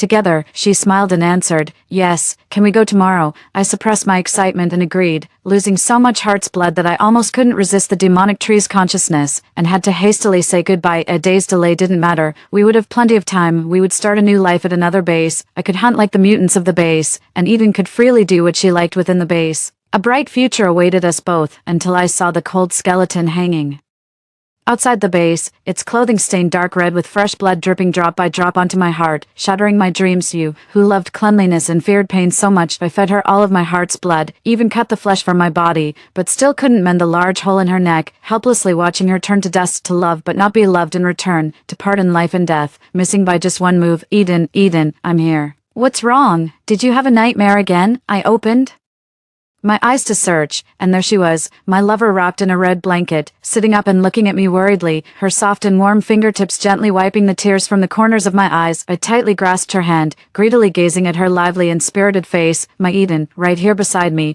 Is it because it's too cold here, not suitable for the tree to grow? Let's head back after watching the aurora, she suggested. I shook my head. I'll go wherever you want to go. It's been 4 years since we left. It's time to check back at the base. I'll listen to my wife. I embraced her, savoring the cozy warmth. Eden seemed resigned, although I didn't want to see that scoundrel who tried to steal my wife. The current success of the Tomorrow Arc base owed much to Eden. It was only right for her to return. The aurora appeared, and I took her hand and walked out of the tent, watching her lively, childlike smile. I briefly let go of the nightmares of another life. Why are you looking at me? You were the one who insisted on seeing the aurora. You're beautiful. She snuggled into my arms, and as I followed her gaze across the snow-covered fields and the star-filled sky, a bright, magical aurora tore through the mysterious purple-gray heavens. In Western mythology, there's a legend that if two people in love see the northern lights at the same time, they are destined to be together and will find eternal love. Eden turned to look at me and slowly said, you seem to know a lot. Diana told me this world is like a novel. Do you think you are my destined one? I'm certain of it. So sure, in our last life, you ran off with her. Eden, I am me. He is not me. Eden turned back to the horizon and after a long pause said, Cedric, this life and the last have changed drastically. Except for our complicated entanglements, everyone else is innocent. Dean and the others didn't harm me in this life. Yet I killed them out of hatred. Eden, the millions of humans who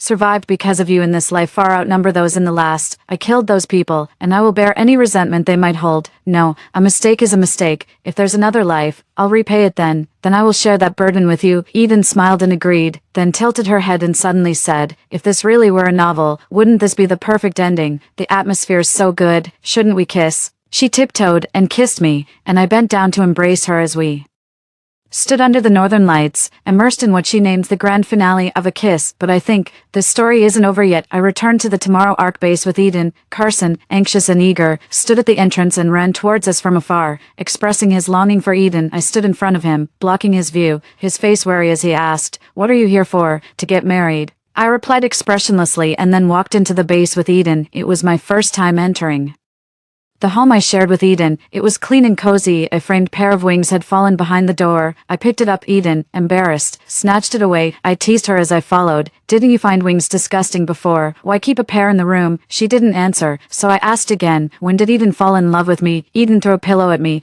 its pattern very similar to the ones we had at home. And the entire room's decor resembled our previous residence. All those changes I mentioned wanting to make in the car, the curtains I wanted to replace, she had remembered them all. I embraced this contradictory woman and kissed her. There was a knock at the door. I helped Eden tidy her disheveled clothes and opened the door to find Carson standing outside. I closed the door. In a foul mood, the door slammed loudly. Cedric, open the door. I'm looking for my sister. Eden came out, kissed me on the cheek, and ruffled my hair, which calmed me down a bit. Carson walked a distance with my wife before whispering, "Sis, are you really going to marry him? He's like a capricious monster. I'm truly afraid he might lose it and devour you." "Who's the monster?" My fur bristled again. Eden knocked on his head and chuckled. "Even if he wanted to eat me, could you stop him?" Watching Carson's indignant face, Eden added, "Come on, you'll have to call him brother-in-law. Don't always be at odds with him, especially since you can't beat him." If it weren't for Eden's sake, I would have turned Carson into my nourishment long ago, just like I did in another life.